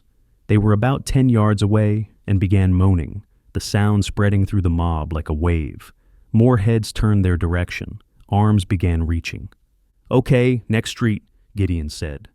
He led them up to the next street, moving at a jog. His concern was growing because of the increasing number of zombies on the side street. More than he had expected, more than he could safely cut through with 2 civilians in tow. He delivered a couple of well-placed jump kicks to clear the path a bit. His boot connected with the zombie's chest, sending it sprawling backward into 2 others. They went down in a tangle of limbs. He kicked another one, creating enough space for them to get up to the next cross street. His heart sank when they made the turn. This road was better, but not better by much. Only about 100 zombies over the next few blocks, but still more than enough to overwhelm them. The creatures were spread out in clusters, some alone, others in groups of 5 or 6. Casey looked back at the route they came, her fear rising when she saw their only escape route being cut off. The zombies from the previous street were following, drawn by the noise and movement. The moaning attracted more from side streets and buildings. The mob was growing. "What are we gonna do?" Casey asked. Her voice had a tremor in it, the fear finally breaking through her brave facade. Gideon stood there for a moment, looking for a way out. His mind raced through options. They couldn't go forward, the numbers were too great. They couldn't go back, that route was being cut off.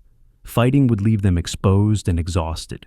Not sure if he was going to be going down in a blaze of glory, like some of his on-screen characters.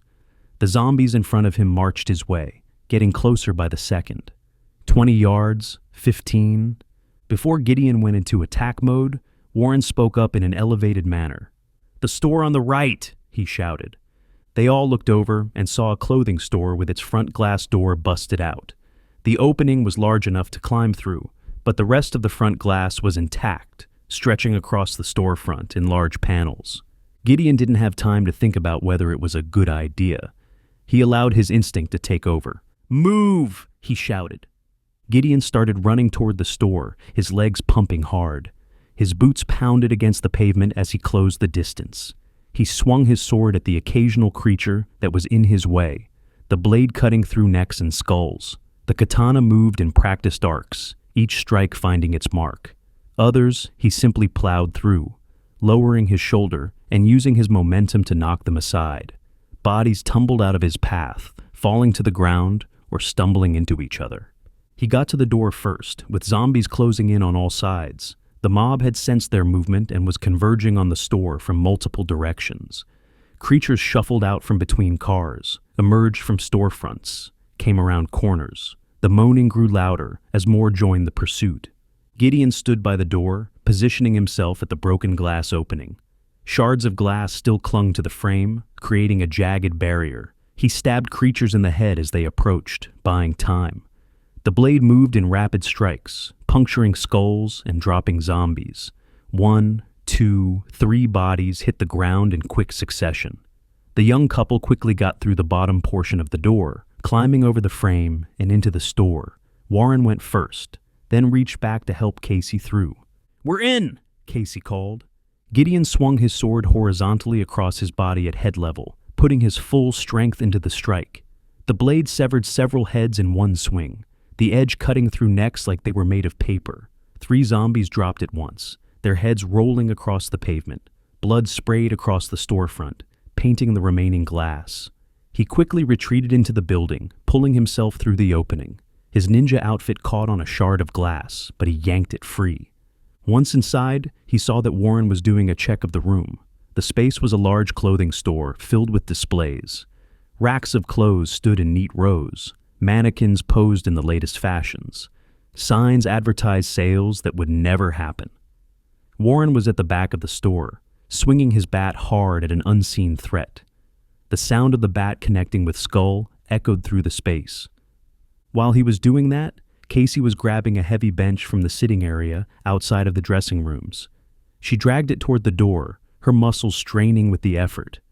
The bench was solid wood, meant to support multiple people. It scraped across the floor with a harsh sound. Gideon stood guard by the door, stabbing any creature that tried to climb in through the opening. His sword moved in constant motion, finding targets and destroying them.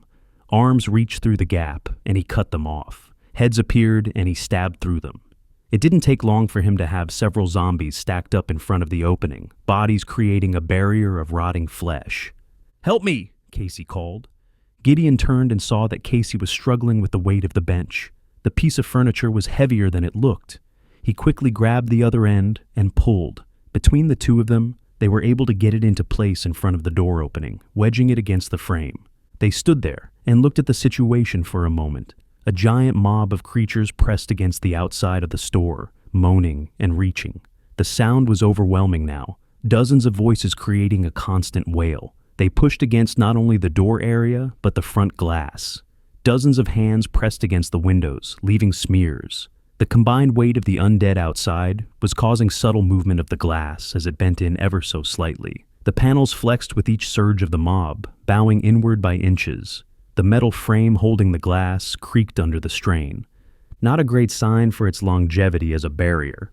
Warren came up to them, looking at the mob through the glass. He was breathing heavily, his chest heaving with exertion.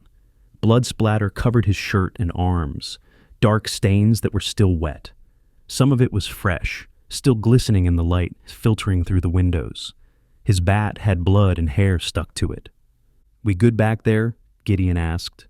"Yeah, we're alone in here," Warren said. "For the moment," Casey added. She looked around the store, checking the other entrances. A door at the back led to a storeroom, or maybe a rear exit. Another door on the side wall had an exit sign above it. But there was no way to know what waited on the other side of either door. They stood there, dumbfounded, staring at the frenzied mob of creatures trying to get inside. Vacant eyes stared back at them through the glass. Mouths opened and closed, moaning. Hands slapped against the windows, leaving smears of blood and decay. The sound was horrible, a constant drumming mixed with moans and the creaking of glass under pressure. More zombies were arriving every second, drawn by the noise and the sight of prey just out of reach. The three of them had escaped one trap, only to find themselves in another. The storage facility was still half a mile away. The street outside was packed with zombies, hundreds of them now, and growing, and the glass in front of them was bending under the pressure of hundreds of pounds of dead weight pressing against it. How long before it shattered? Minutes? Hours?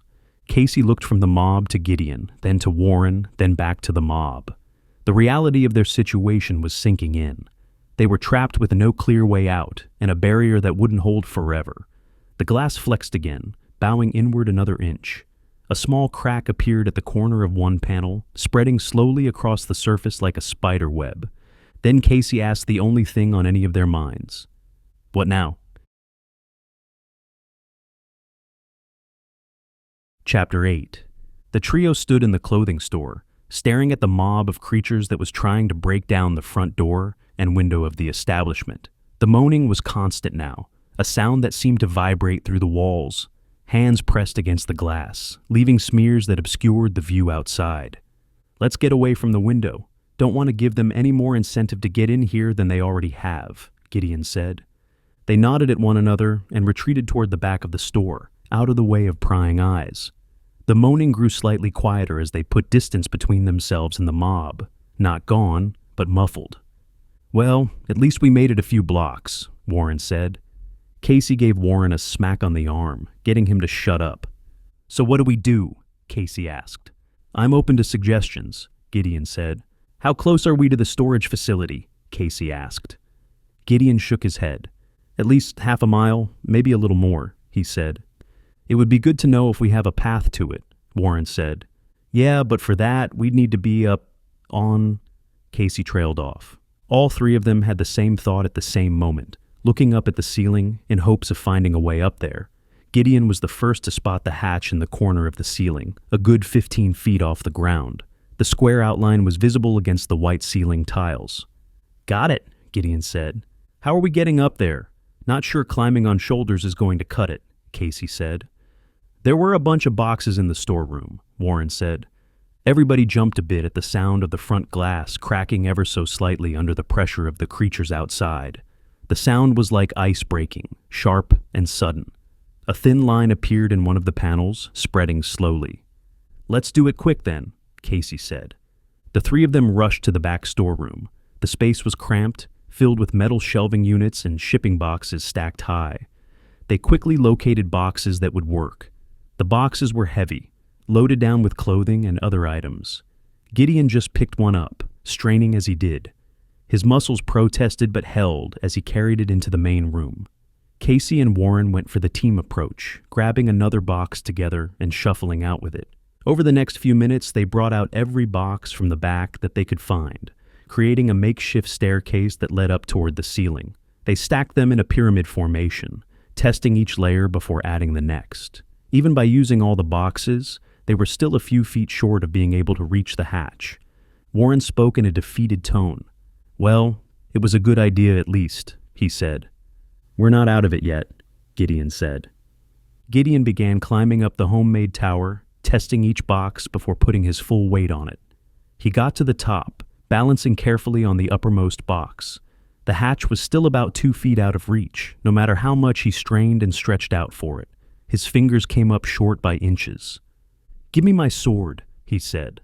Casey rushed over to the counter where they had set their gear. She grabbed a shirt off a nearby rack and wrapped it around the blade to protect her hands. She climbed up a couple of steps before handing it up to him, handle first. Gideon got a hold of it, using it as an extension of himself. He pressed the tip against the hatch, testing the resistance. The metal felt solid but movable. He whispered to himself before pushing. "Please be unlocked. Please be unlocked," he said. Gideon took a deep breath and then shoved with everything he had.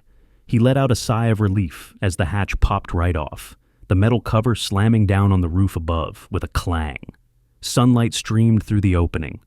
He looked back down at the duo. "Stay here. I'll be right back," he said. They nodded as they watched him get into crouching position. He stabbed his sword down into the top box to hold it in place, creating an anchor point. Gideon crouched down, hoping his hamstrings would hold up on this leap attempt. After pushing that thought out of his head, he pushed off the boxes as hard as he could. He leaped into the air, reaching out for the ledge of the opening. Much to his surprise, he managed to grab a hold of the side of the hatch, getting a firm grip. His fingers dug into the metal frame. He strained a bit as he pulled himself up, his arms shaking with the effort. But he managed to get up there in one piece, hauling himself through the opening and onto the roof. "If those things get inside, get up here and start yelling. I'll pull you up," he called down. Both Casey and Warren gave him a thumbs up before he vanished from view. Gideon quickly got up and made his way over to the front edge of the building.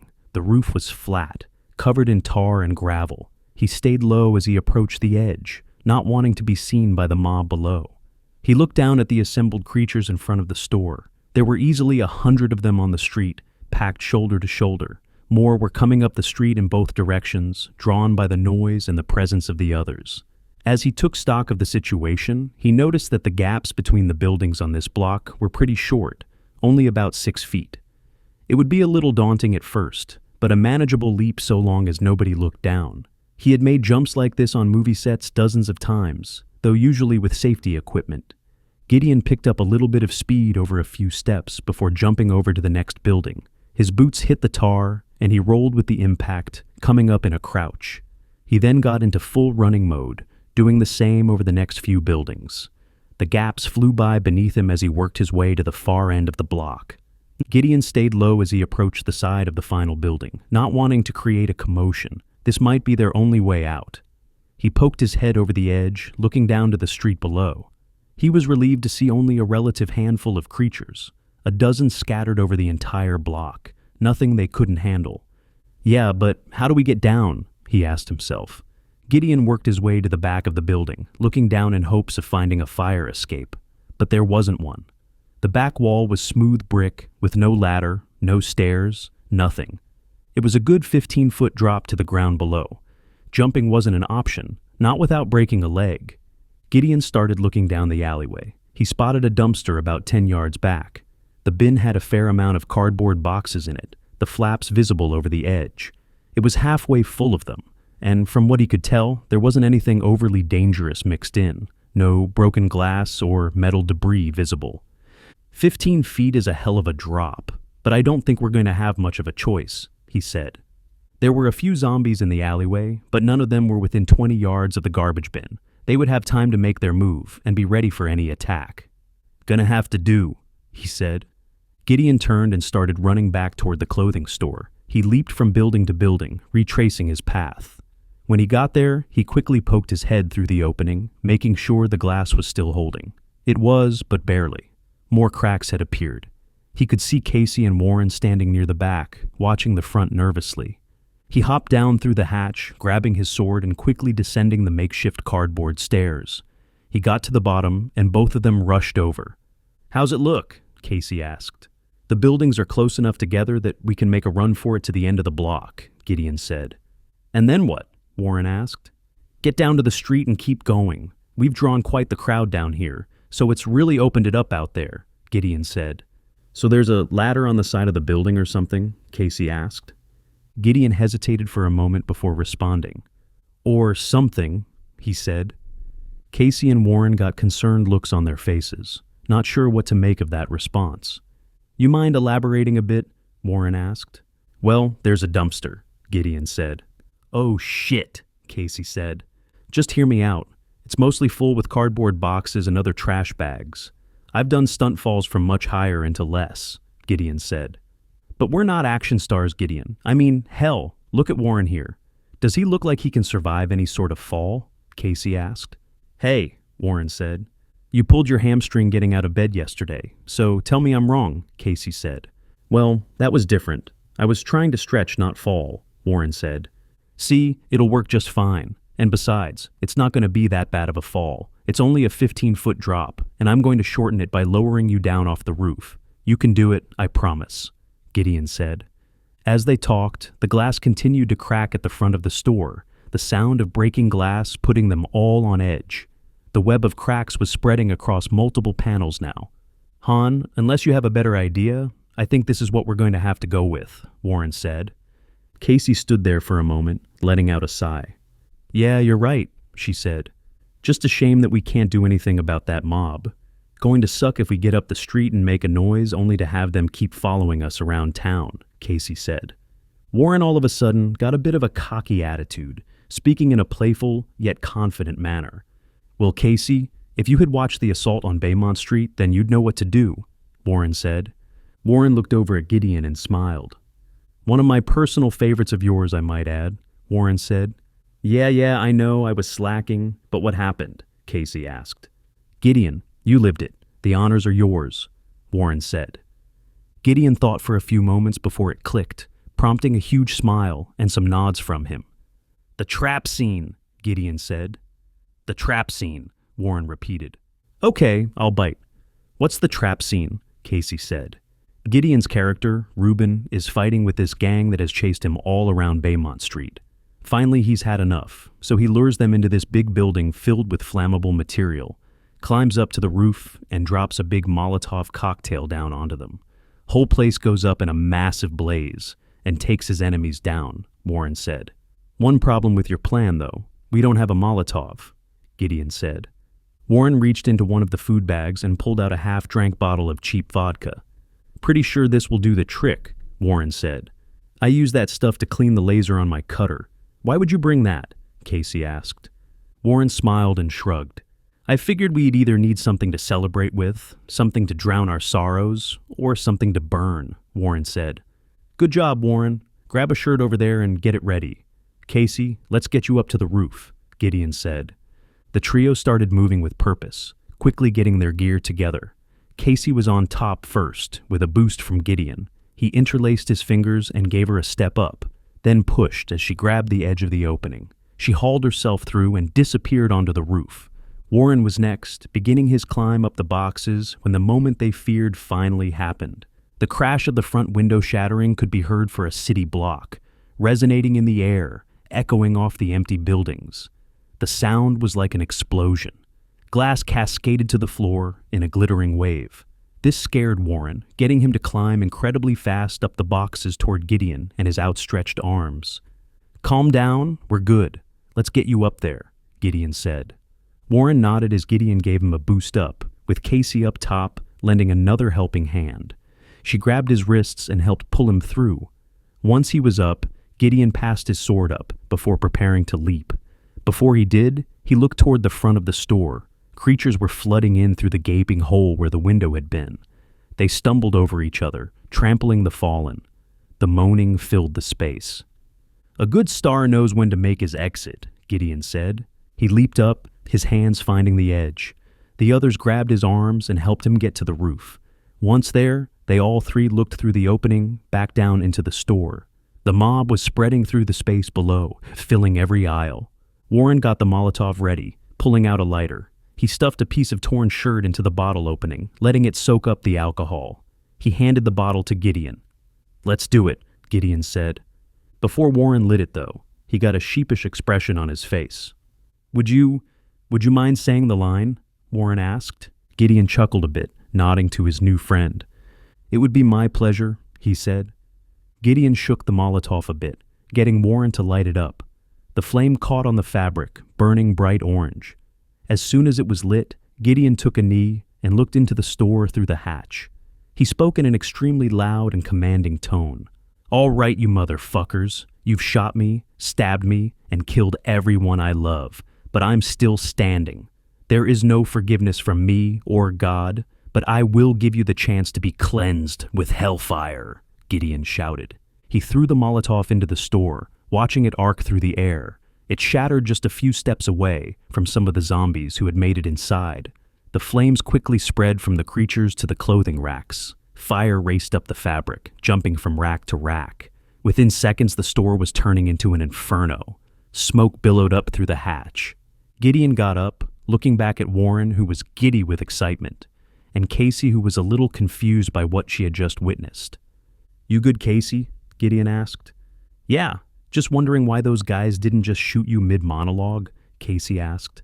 "Well, you see," Gideon started. "Yeah, Gideon was," Warren began. Both Gideon and Warren were struggling to find an appropriate answer, as if it was the first time either of them had ever pondered the question. "Well, it was the 80s, and bad guys back in those days had manners," Gideon said. "Yeah, they'd let the good guy monologue as long as he'd like, for effect," Warren added. Casey let out a chuckle before walking off toward the next building.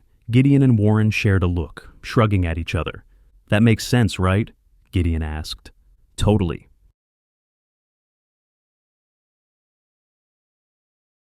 Chapter 9. The trio made their way across the rooftops, carefully jumping over the short gaps between the buildings. Each leap required focus and commitment. Too much hesitation, and they might not make it. Too much speed, and they might overshoot the landing. Gideon went first each time, making sure the landing was solid before waving the others across. As they got to the last building, they paused and looked back. A huge plume of smoke billowed out from the store behind them, rising into the sky in a dark column. Flames were visible through what remained of the storefront, licking up toward the roof. The fire was spreading fast. All three looked over the ledge toward the dumpster below. They were relieved to see that the few zombies that had been within 20 yards of it were shambling off in opposite directions, drawn by the commotion at the burning store. The alley was clearing out. "Okay, Warren, you're first, buddy. I want you to lay down on the ledge here, grab on as hard as you can, and swing your legs over the side. I'm going to get a good hold of you and lower you down another foot or so. When I let go, I want you to act like you're in a recliner, legs out, back up, so you land on your rear end. Can you do that for me?" Gideon asked. Warren was frightened, looking over the ledge again. The drop looked even farther than 15 feet from this angle, but the last thing he wanted to do was look cowardly in front of one of his action movie heroes. He sucked it up, nodded, and got ready. "I got this," Warren said. "Okay, now it's very important. Once you land, you climb out as quickly as you can and get ready for company, okay? And when you hear Casey land, you get her out because I'll be dropping in right behind her," Gideon said. "You can count on me," Warren said. "Good man, let's do it," Gideon said. Warren did as instructed, even though he had a terrified look in his eyes. Casey noticed, crouching down next to him and looking at him with kind eyes. He cracked a smile for her benefit. "See you in a minute, Han," Warren said. Warren grabbed on tight to the edge of the building and swung his legs over the side. His arm muscles began burning under the strain of supporting his full weight. His fingers dug into the tar and gravel. Gideon lay down on the edge, securing himself with his hand and leg braced against the low wall that ran around the roof perimeter. Casey grabbed onto his side as well, adding her weight as an anchor. He then reached down and grabbed onto Warren's arms. "Let go, I got you," Gideon said. Warren did as instructed, his entire weight transferring to Gideon. The older man's muscles strained but held. He lowered Warren as far as he could, his arms extending to their full length. Warren dangled there, still a good 8 or 9 feet above the dumpster. "Here we go," Gideon said. Warren nodded and Gideon let go. Warren did as he was instructed, getting into a seated position as he fell toward the dumpster. Time seemed to slow as he dropped. Then he crashed into the boxes with a muffled thump. Much to his relief, he was unharmed, though cardboard and garbage surrounded him. Warren quickly scrambled to climb out of the dumpster, flailing about for a moment as he tried to get his footing on the shifting contents. His hands grabbed the metal edge. Finally, he was able to pull himself out, tumbling over the side and landing on his feet. He began looking around for threats. The zombies at either side of the alleyway had heard his fall and were now shambling in his direction. But they were still a significant ways away, maybe 20 yards on each side. He looked up at Gideon and waved for him to drop his bat. Gideon tossed it, and the weapon landed with a slight thud in the dumpster among the boxes. Warren quickly dove halfway back in, shoving boxes out of the way to grab his weapon. He pulled it free and got into an attack position, facing the shambling dead approaching from his left. As he focused on the looming threat, Casey crashed down into the dumpster behind him. The sound made him jump. He turned to help her out, but she waved him off. "I'm good. Go bust some heads," Casey said. Warren nodded before rushing forward toward a couple of zombies that were within 10 yards of them now. He raised the bat high and swung down as hard as he could. The aluminum connected with the top of a creature's skull with a satisfying crack. The zombie dropped to the ground like its strings had been cut. The other zombie that was nearby lunged for him, its arms reaching. Warren managed to barely sidestep out of the way, his feet shuffling on the concrete. The clumsy creature stumbled past him, off balance from the missed grab. Warren used this opportunity to swing the bat again, catching the creature in the back of the head. The impact drove it forward. It collapsed to the ground, convulsing as its damaged brain tried to keep the body animated. Warren delivered a forceful kill shot, silencing it for good. Right after doing so, he turned back toward Casey. She was out of the dumpster now, crowbar in hand. Gideon was on the ground as well, making short work of the zombies on that side of the alley. His sword moved in rapid strikes, dropping creatures with practiced efficiency. Warren walked up to them just as the final zombie fell to the ground, missing a significant portion of its head.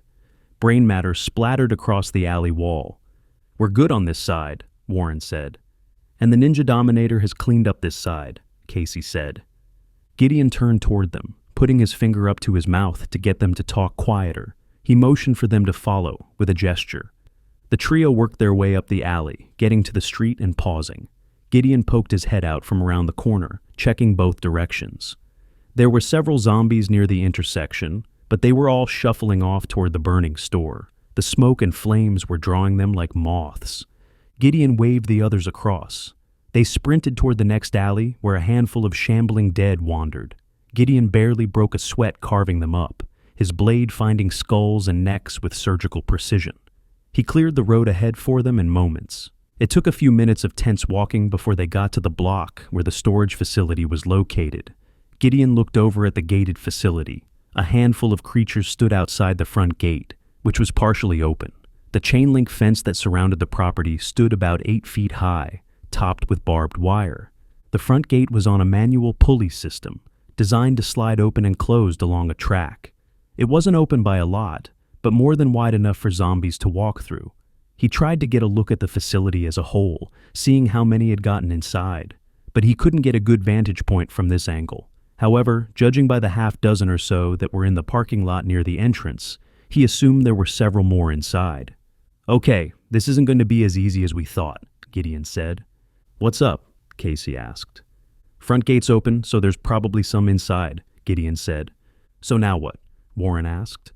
"We press on. We're going to run right by the ones in the parking lot and shut the front gate. Once we do that, I want you two getting inside the small office that's just off from the entrance. Once you're secure, I'll clear the facility," Gideon said. "We can help," Casey said. I know, but I know this place well. It won't take me long to secure it, and I can do it quicker on my own, Gideon said. Casey gave him a concerned look, which he shook off. Just trust me, Gideon said.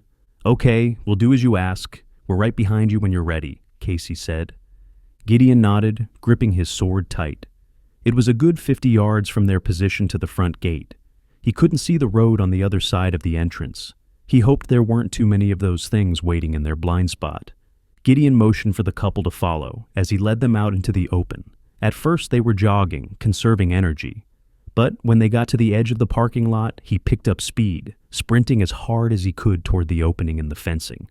His boots pounded the pavement. The heavy footsteps alerted the nearby zombies, who began to converge on them. Their heads turned and moans escaped their throats. But Gideon had too much momentum by that point. He crashed through them like an adult joining an elementary school game of Red Rover. Bodies went flying off to the side as he barreled through. The creatures tumbled across the pavement as he got up to the gate. He quickly got inside, with Casey and Warren close behind. Once they were through, Gideon grabbed the gate and started pulling it closed. The metal wheels screeched along the track. He slammed it shut with a clang. Warren rushed over and put the padlock through the latch to secure it, but didn't lock it completely. The three of them took a few steps back. The half-dozen zombies were getting to the gate now, pressing against it. They shook the chain link in impotent rage at not being able to get inside. Their fingers curled through the gaps in the fence, grasping at air. Get into the office, make sure it's clear, and then lock yourselves in. I won't be long, Gideon said. Be careful, Casey said.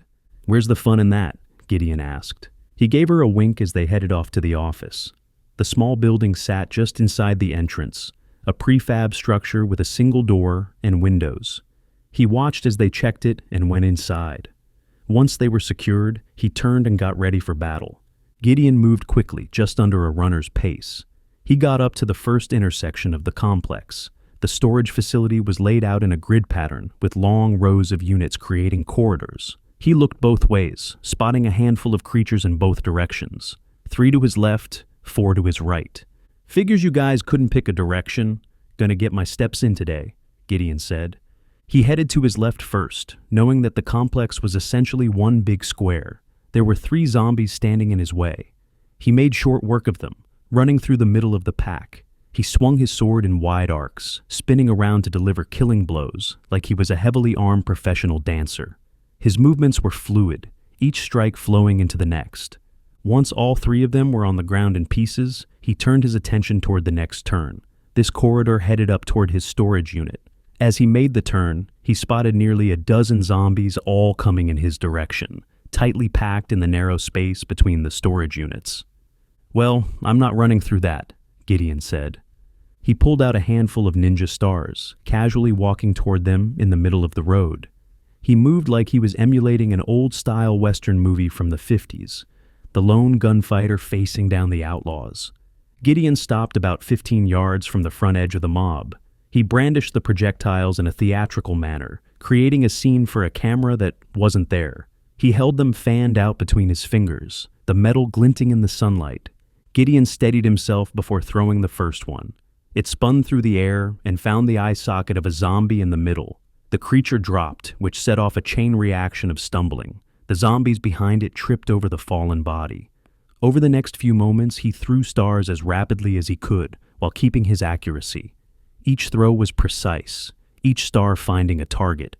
When his throwing hand was empty, he had created a gaping hole in the middle of the pack. Downed creatures filled the corridor, leaving only 2 groups of 3 on either side. Gideon rushed toward the trio on his left, building speed. He leaped up in the air just before getting to the first one, and delivered a forceful kick to the creature's chest. The zombie tumbled backward, taking down his 2 companions like bowling pins. They crashed to the ground in a tangled heap. Gideon moved in quickly, stabbing down into skulls. The cleanup was easy. He then turned to the other 3, which had spread out a bit. He pulled out 1 star, throwing it at the creature in the center. The projectile embedded in its forehead, and it dropped. He then rushed toward the one to the right, having a little fun as he spun around while swinging his sword. The blade caught the creature at the neck, completely decapitating it. The head rolled away while the body collapsed. With only 1 zombie left, He casually walked up to it. He stabbed his sword straight into its forehead. The blade punched through skull and brain. The creature convulsed for a moment before collapsing in a heap on the ground. "It's a shame I'm not getting points for this, because I'd have the high score for sure," Gideon said. He quickly moved up the aisle, turning the corner. The back corridor of the compound was completely empty, giving him hope that he had taken out the majority of the creatures inside. The silence was welcome after all the moaning. Gideon walked along the wall of storage units, looking at the numbers painted on each door. 341, 345, 349. Finally, he found number 353. There was a padlock on it with a 5-digit number code. He entered the code 41687, which was the release date of his first movie. It wasn't a big roll, but it had opened the door for him, started everything. Once unlocked, he grabbed the bottom of the roll-up door and threw it open. The metal rattled as it rose. Inside sat a massive 4x4 truck connected to a boat trailer. The boat was covered with a tarp, secured with bungee cords. Everything looked exactly as he had left it. Gideon gave the vehicle a pat on the hood before opening the driver's side door and climbing inside. The interior smelled slightly musty from sitting closed up. He pulled the sun visor down, which dropped the keys into his lap exactly where he always kept them. "Okay, moment of truth," Gideon said. He put the key in the ignition, holding his breath for a moment before turning it. He hoped beyond hope that the battery was still good. It had been a couple of months since he last took the boat out. The truck sputtered for a few moments, the engine turning over slowly. Then it sprang to life with a rumble. He gave it a little gas, coaxing it into running smoothly. The engine settled into a steady purr. He gently stroked the dashboard. "That's my girl," Gideon said. He let it run for a few more moments, making sure everything was working properly. The gauges all showed good readings. There was plenty of fuel, at least enough to get to the docks. Oil pressure normal. He let it idle for a moment as he climbed out, looking around the storage unit. Everything else was still in place. His fishing gear, spare parts, emergency supplies. He came out from the storage unit, standing in the corridor and looking around. The bodies of the zombies he had killed lay scattered along the path. The complex was secure. They had a working vehicle. They had a boat. Everything they needed to get to the ships. Okay, homestretch. Chapter 10. Gideon walked casually down the aisle, back toward the front row of buildings. He knew that the longer they were out in the open, the more danger they were in. But his aging bones and muscles weren't happy with how much activity he had put them through today. Every step sent aches through his legs. His shoulder throbbed from the sword work. "I really hope they put some ibuprofen in the bag, or something stronger," Gideon said. He chuckled to himself, shaking his head at the thought. "Yeah, there's no way I could be lucky enough to have these kids be drug dealers," he said. Gideon began rubbing his sore shoulder as he came around the bend. The last few creatures in the complex were still shambling in his direction, standing between him and the turn toward the office. 4 of them spread out across 10 yards of corridor. Gideon carefully and slowly rotated his arm, loosening up his shoulder a bit. The joint popped and cracked, but the movement helped. "Okay, let's get back in the game," he said. He walked toward the creatures, getting his sword ready. Rather than display his usual flair for taking the zombies down, he was very straight to the point. He gave each one a well-placed straight jab to the face. The finely crafted blade easily slid in through the skull, piercing the brain and ending their existence. No spinning, no acrobatics, just efficient killing. In a matter of moments, he had cleared the area of threats and given his shoulder some much-needed rest. The simple thrusts were easier on his body than the elaborate strikes. He then came around the corner to the path toward the front gate and office. His mood dropped. "You have to be kidding me," Gideon said. He looked at the gate. At least a dozen creatures were pressed against it, clamoring to get in. They shook the chain link violently, but the lock held firm. The fence rattled with each push, but didn't move in the slightest. He ignored it for the moment, walking up toward the office. He knocked on the front window when he got there. A few seconds later, Casey and Warren came outside. Both of them had their weapons ready. "We good?" Casey asked. "As good as we're gonna get. Come on," Gideon said. The trio began walking back toward the truck as Gideon started asking questions. I'd like to think at this point in our relationship that we're all open and honest with each other. Am I correct in that assumption? Gideon asked. Of course, Casey said. Our lives are at stake, so yeah, we're not holding anything back, Warren said. Okay, that's good to know, because what I'm about to ask is an incredibly difficult, potentially relationship-breaking question, Gideon said. Both Casey and Warren got concerned, exchanging glances. They looked worried about what was about to come out of Gideon's mouth. What is it? Casey asked.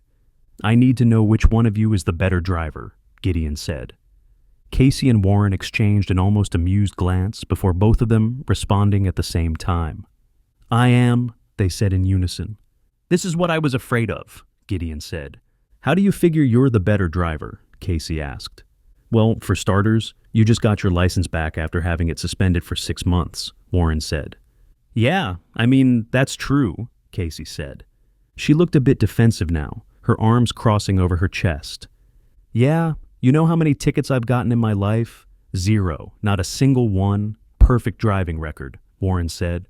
He was clearly proud of this fact, his chest puffing up slightly. So, Casey, what exactly did you get your license suspended for? Gideon asked. Speeding and aggressive driving, Casey said. Warren was looking a little smug with his spotless driving record, while Casey was a little sheepish. But she held her ground, not backing down completely. Did you ever cause an accident or wreck your car? Gideon asked. Casey shook her head. No.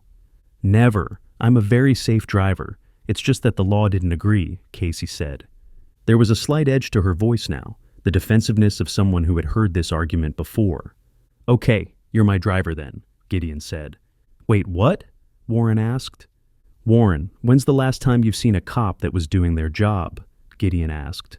Well, Warren started. Hasn't been this week, has it? Gideon asked. No, I guess not, Warren said. So since we don't have to worry about getting pulled over and receiving a ticket, I think Casey will be okay.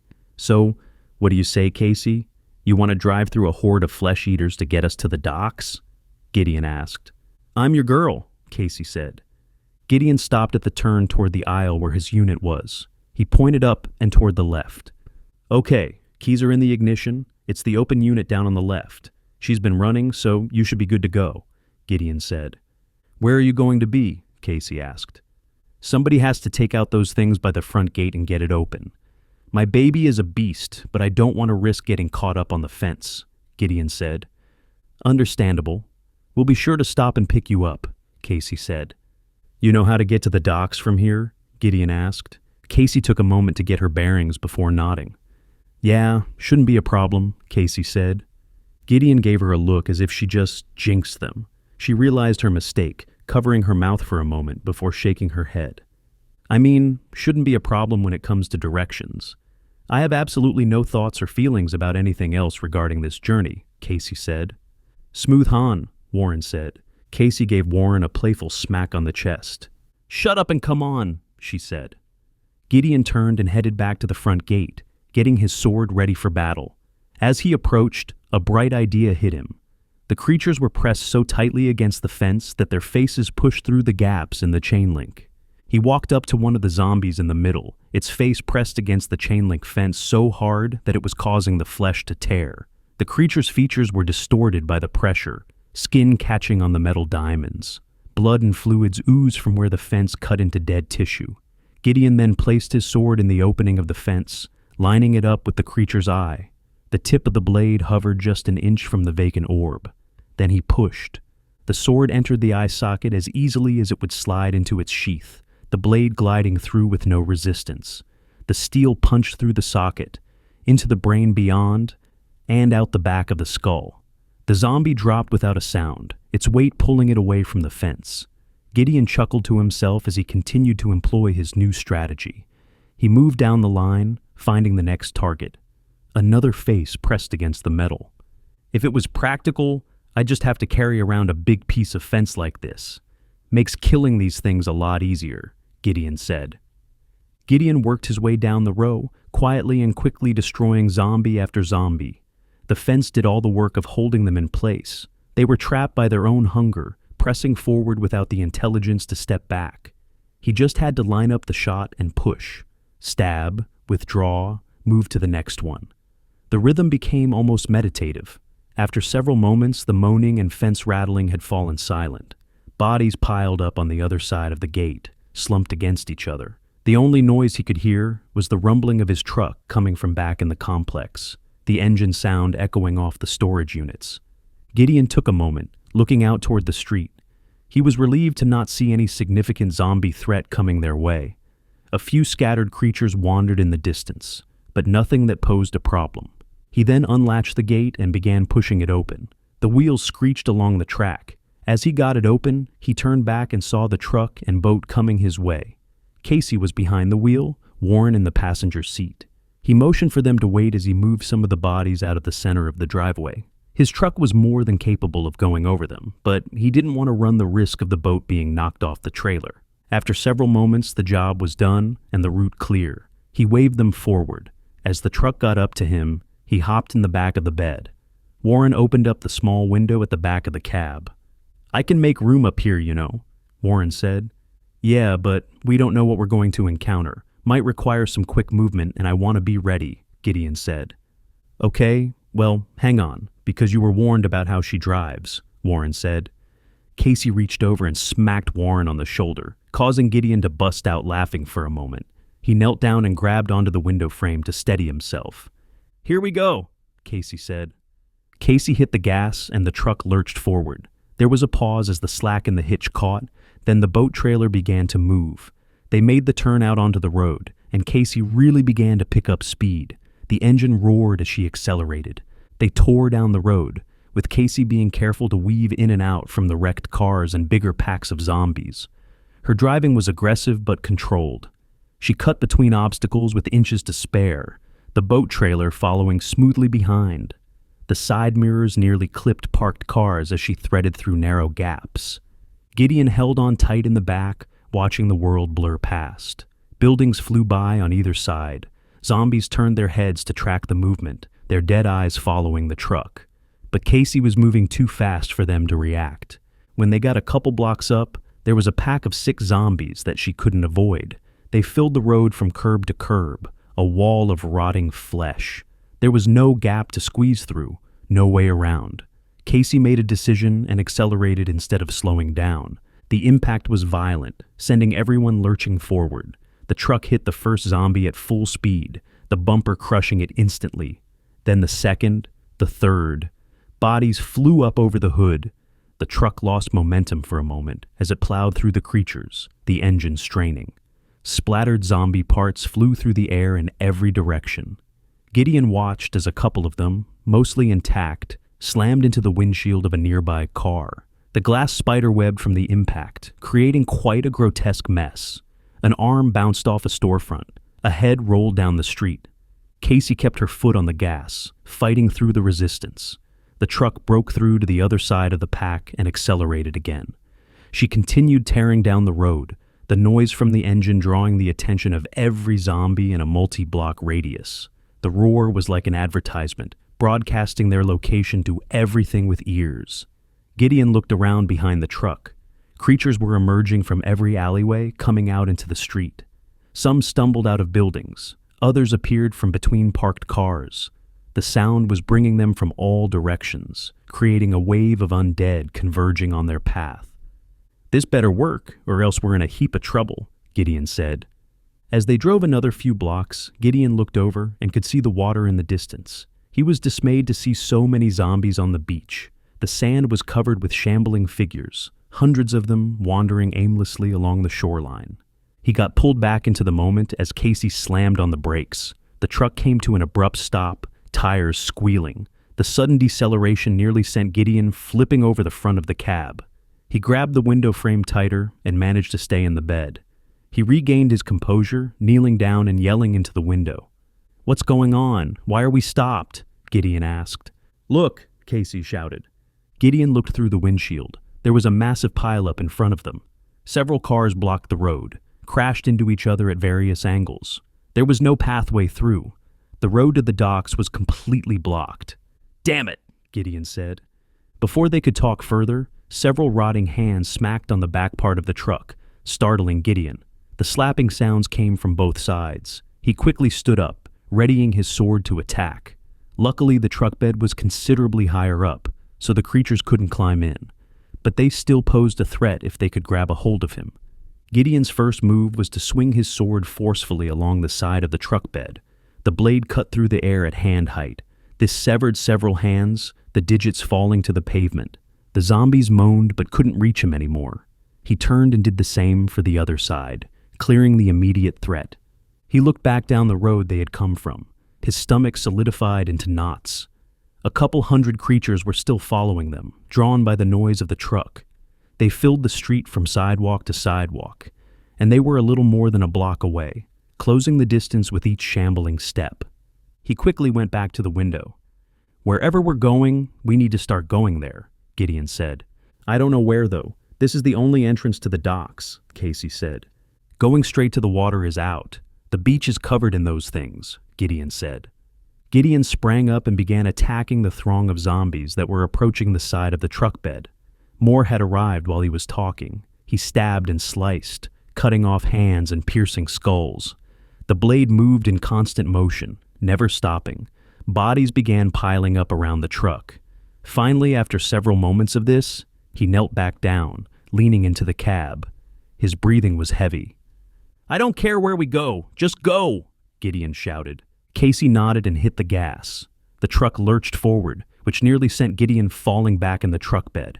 He managed to steady himself by grabbing the window frame at the last second. His fingers dug into the metal, but not before he realized just how close that was to the end.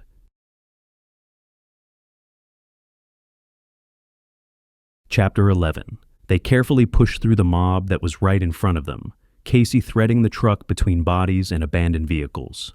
She managed to get clear and headed down a side street that ran parallel with the docks. When the mob was a good block behind them, she stopped again to give them time to think. The engine idled, the only sound besides distant moaning. "We can go inland?" Casey asked. "Obviously you haven't checked the fuel gauge," Gideon said.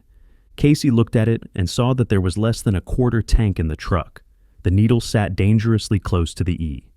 "We'd be lucky to make it out of the city on that," Casey said. "Is there any other place where we can get to the water?" Gideon asked. Warren perked up in his seat, getting excited. He stammered for a moment before gathering himself. "Stearns Wharf," Warren said.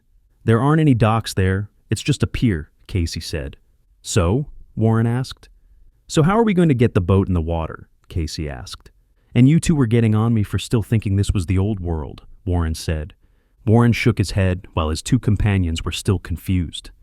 "The pier isn't that high off the water, especially now at high tide. It's maybe a 15-foot drop at the end," Warren said. "I'll say it again." "So?" Casey asked. Warren began to get frustrated before turning back to look at Gideon through the small window. "Gideon, I know you love this truck, but do you have any expectations of ever seeing it again after today?" Warren asked. "Probably not," Gideon said. "So you don't care what happens to it as long as we reach our destination, right?" Warren asked. "You can say that," Gideon said. "Great. So we drive it onto the pier and right off the end into the water," Warren said. Gideon and Casey exchanged a confused look. "Would that work?" Casey asked. "In theory, yeah. As long as you have your windows down, you'll be able to get out," Gideon said. "And the boat?" Casey asked. "Might get some cosmetic damage, but it's well built. Should be just fine hitting the water," Gideon said. "Okay, we got a plan. Good job, Han," Casey said. "Well, you don't keep me around because I'm pretty," Warren said. "That's for damn sure," Casey said. Warren paused for a moment before catching that last zinger. "Hey, wait a second," Warren said. Casey and Gideon laughed as she started driving toward the wharf. "I haven't been there in a while. It's just straight up the coast, isn't it?" Casey asked. "Maybe half a mile or so," Warren said. "Let's get there then," Casey said. Casey continued to put the pedal to the metal, speeding along the road while weaving in between abandoned cars and packs of creatures. The truck handled well, responding to every adjustment of the wheel. However, when they got near the wharf, she had to slam on the brakes one more time. Gideon looked ahead and saw what the problem was. There were about 20 zombies by the entrance, which had a long metal guard pole stretched across it. He then looked back, seeing that the closest group of zombies were a good 3 to 4 blocks behind them. They had some breathing room. He calmly hopped down out of the bed of the truck as Casey rolled down her window. "What are you doing?" Casey asked. "Going to get that gate open for us," Gideon said. "But," Casey started. Gideon cut her off. "And when I do, you floor it. Although I would appreciate it if you'd pause for a moment so I can hop back on." "Assuming I'm still standing, that is," Gideon said. Casey got a mean look on her face, snapping her fingers to get his attention. "Hey now, none of that bullshit. You're going to go kick some ass, I'm going to pick you up, and we're going to sail off into the sunset. You hear me?" Casey said. Gideon looked past her over to Warren, speaking in a joking manner. "Guess we know who is the boss in your household," Gideon said. "I wouldn't laugh. You're stuck with us now," Warren said. "That's right," Casey added. Gideon chuckled and gave them a smile before turning to the task at hand. He walked to the front of the truck, which was a good 30 yards away from the mob of creatures by the front entrance. A few of them had taken notice and begun their slow shamble toward him. Gideon gently placed the tip of his sword on the pavement, balancing the blade on his hip as he reached into the pocket of his pants. He pulled out the blood-stained white hood. He carefully put it on, securing it before taking the sword back into his hand. "One last battle as the Ninja Dominator," Gideon said. He raised the sword up to shoulder height, sticking straight ahead before beginning his assault on the nearly 24 strong mob. He walked slowly, in an attack position, taking stock of the situation and planning his movements out. Luckily, only a handful of creatures had noticed the sound of the engine, allowing them to break away from the mob. 4 of them in a smaller pack, about 3 yards separating all of them, all coming his way. Nothing between them except for open pavement. When they got within 10 yards of each other, Gideon made a break for them. He sprinted hard, picking up momentum. When he got close, he leaped up while bringing the sword back behind him, his open hand extending forward for balance. Just before he landed, he swung with everything he had. The blade hit the lead creature in the side of the head, just above the ear. The force of the blow cut right through the top of the skull, slicing part of the brain clean off.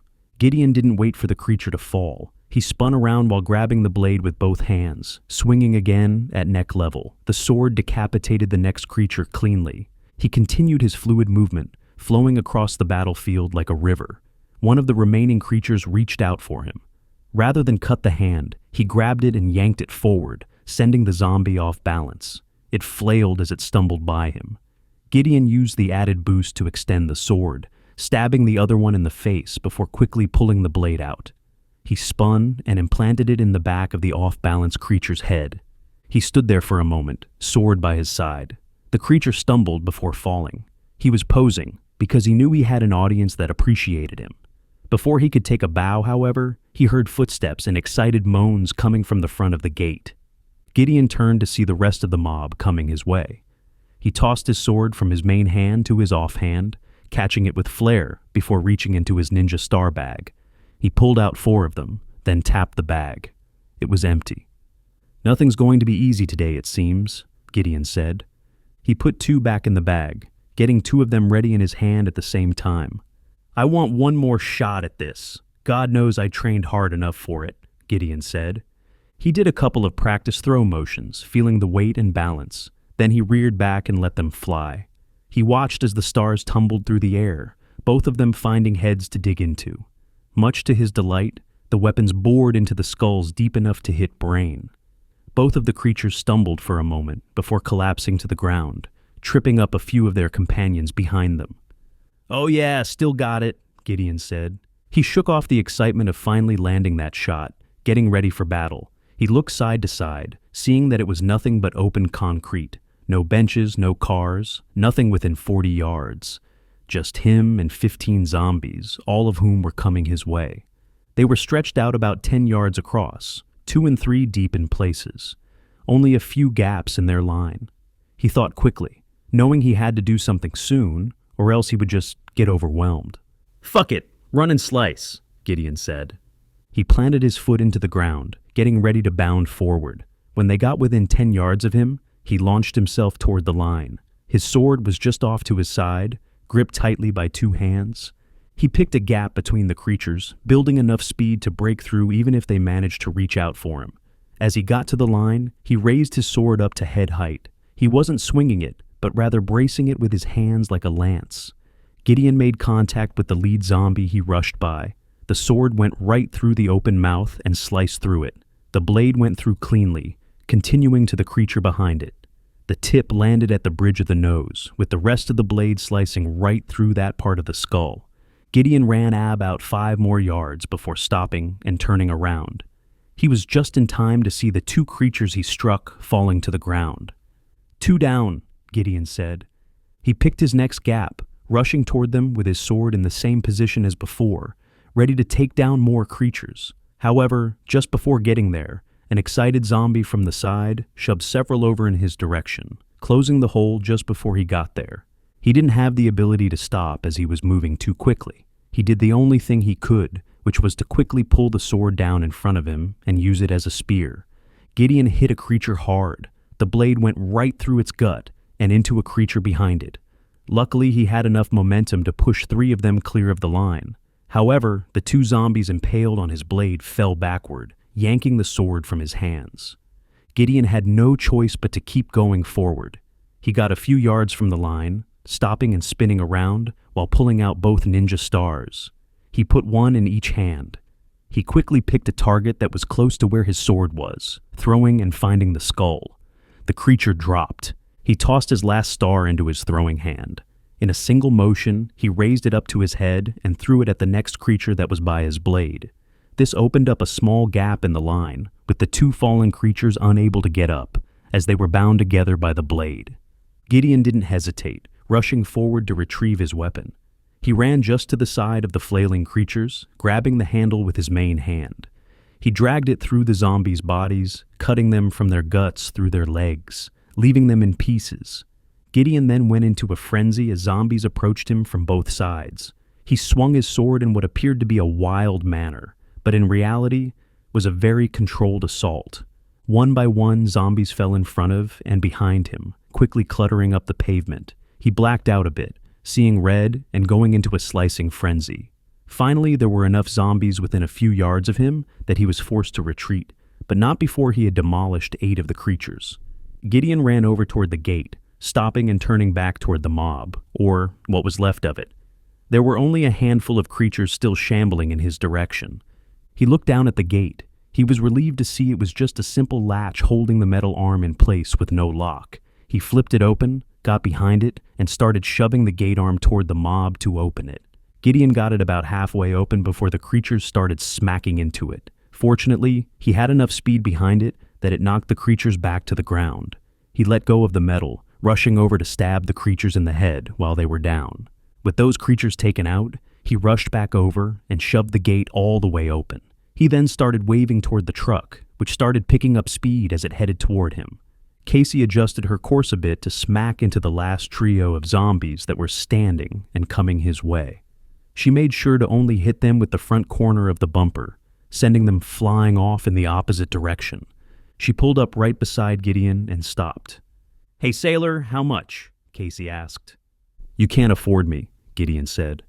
"I'll take my chances. Get in," Casey said. Gideon chuckled as he hopped in the back of the truck. He smacked the top of it to get her going. Casey floored it, tearing down the concrete entryway of the wharf.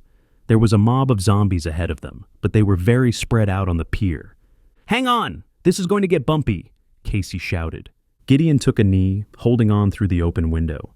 He looked through the windshield, watching with amazement as Casey effortlessly weaved in and out between the mobs and other obstacles on the pier.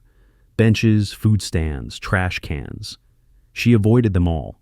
They continued to pick up speed as they tore down the wooden pier. It didn't take long before the end was within sight, about 40 yards ahead. Gideon leaned in through the window. "As soon as we land, water is going to be pouring in. Don't panic. Undo your belts now and brace. Get out as quick as you can. I'll be there to help," Gideon said. Both Casey and Warren did as instructed, unlatching their seatbelts as they got to the end of the pier. The wooden railing was no match for the might of the speeding truck. It sent splintered wood flying out into the ocean. Gideon wasn't sure what speed they hit the edge at, but it was more than enough for the truck and boat to go fully airborne and stay level. Gideon let go and leapt over the side of the truck as they flew through the air, He gripped his sword tight so he didn't lose it. He stiffened up, landing straight up in the water. He submerged into the depths. He quickly pulled himself up above water, taking a deep breath and looking around for the truck and boat. They had landed about 20 yards from him. The truck was taking on water, but he was relieved to see both Warren and Casey pulling themselves out from the window. The boat was just behind it, bobbing freely in the water, clear of the trailer. All three of them swam over to the boat, with Gideon getting there last. He lifted his blade out of the water, which Casey took. Warren helped him into the boat. Gideon collapsed in a heap on the deck, laying on his back and looking up at the late afternoon sky. The first hints of color were reflecting off the clouds, creating a nice amber effect. "You good, Mr. Ninja Dominator?" Casey asked. "Never better," Gideon said. He sat up, and the three of them looked back at the broken pier. Several zombies shambled up to the railing. A few walked straight off through the hole they made, plummeting to the water below. They splashed down and disappeared beneath the surface. Gideon stood up, stretching. His aging body was very angry at him. Every muscle ached. He walked over to the controls of the boat, turning the key and starting the engine. It took a moment to warm up, but before too long, it was purring. "There we go, that's what I like to hear," Gideon said. He looked over to Casey and Warren, who were looking at him with adoration. They gave him a nod. "I'm going to say something I've wanted to say my entire life. Thank you, Ninja Dominator, you saved us," Warren said. "Just doing what the Ninja Code demands, protecting the innocent," Gideon said. "Wait, I thought ninjas were mercenaries and assassins. Why would they protect the innocent?" Casey asked. "Because, Casey, they protect the innocent by taking down the bad guys," Warren said. "Plus, it doesn't hurt to make a few bucks on the side while protecting the innocent, right?" Gideon added. Casey let out a defeated sigh, realizing that she wouldn't win this debate. A few seconds of contemplative silence passed before they all burst into laughter. "What do you say? Want to go find us a Navy convoy?" Gideon asked. "Absolutely. Lead on, Ninja Dominator. Lead on," Casey said. Gideon hit the throttle, and they headed out to sea in search of the convoy. And so, the legend of the Ninja Dominator lived on to fight another day. The end.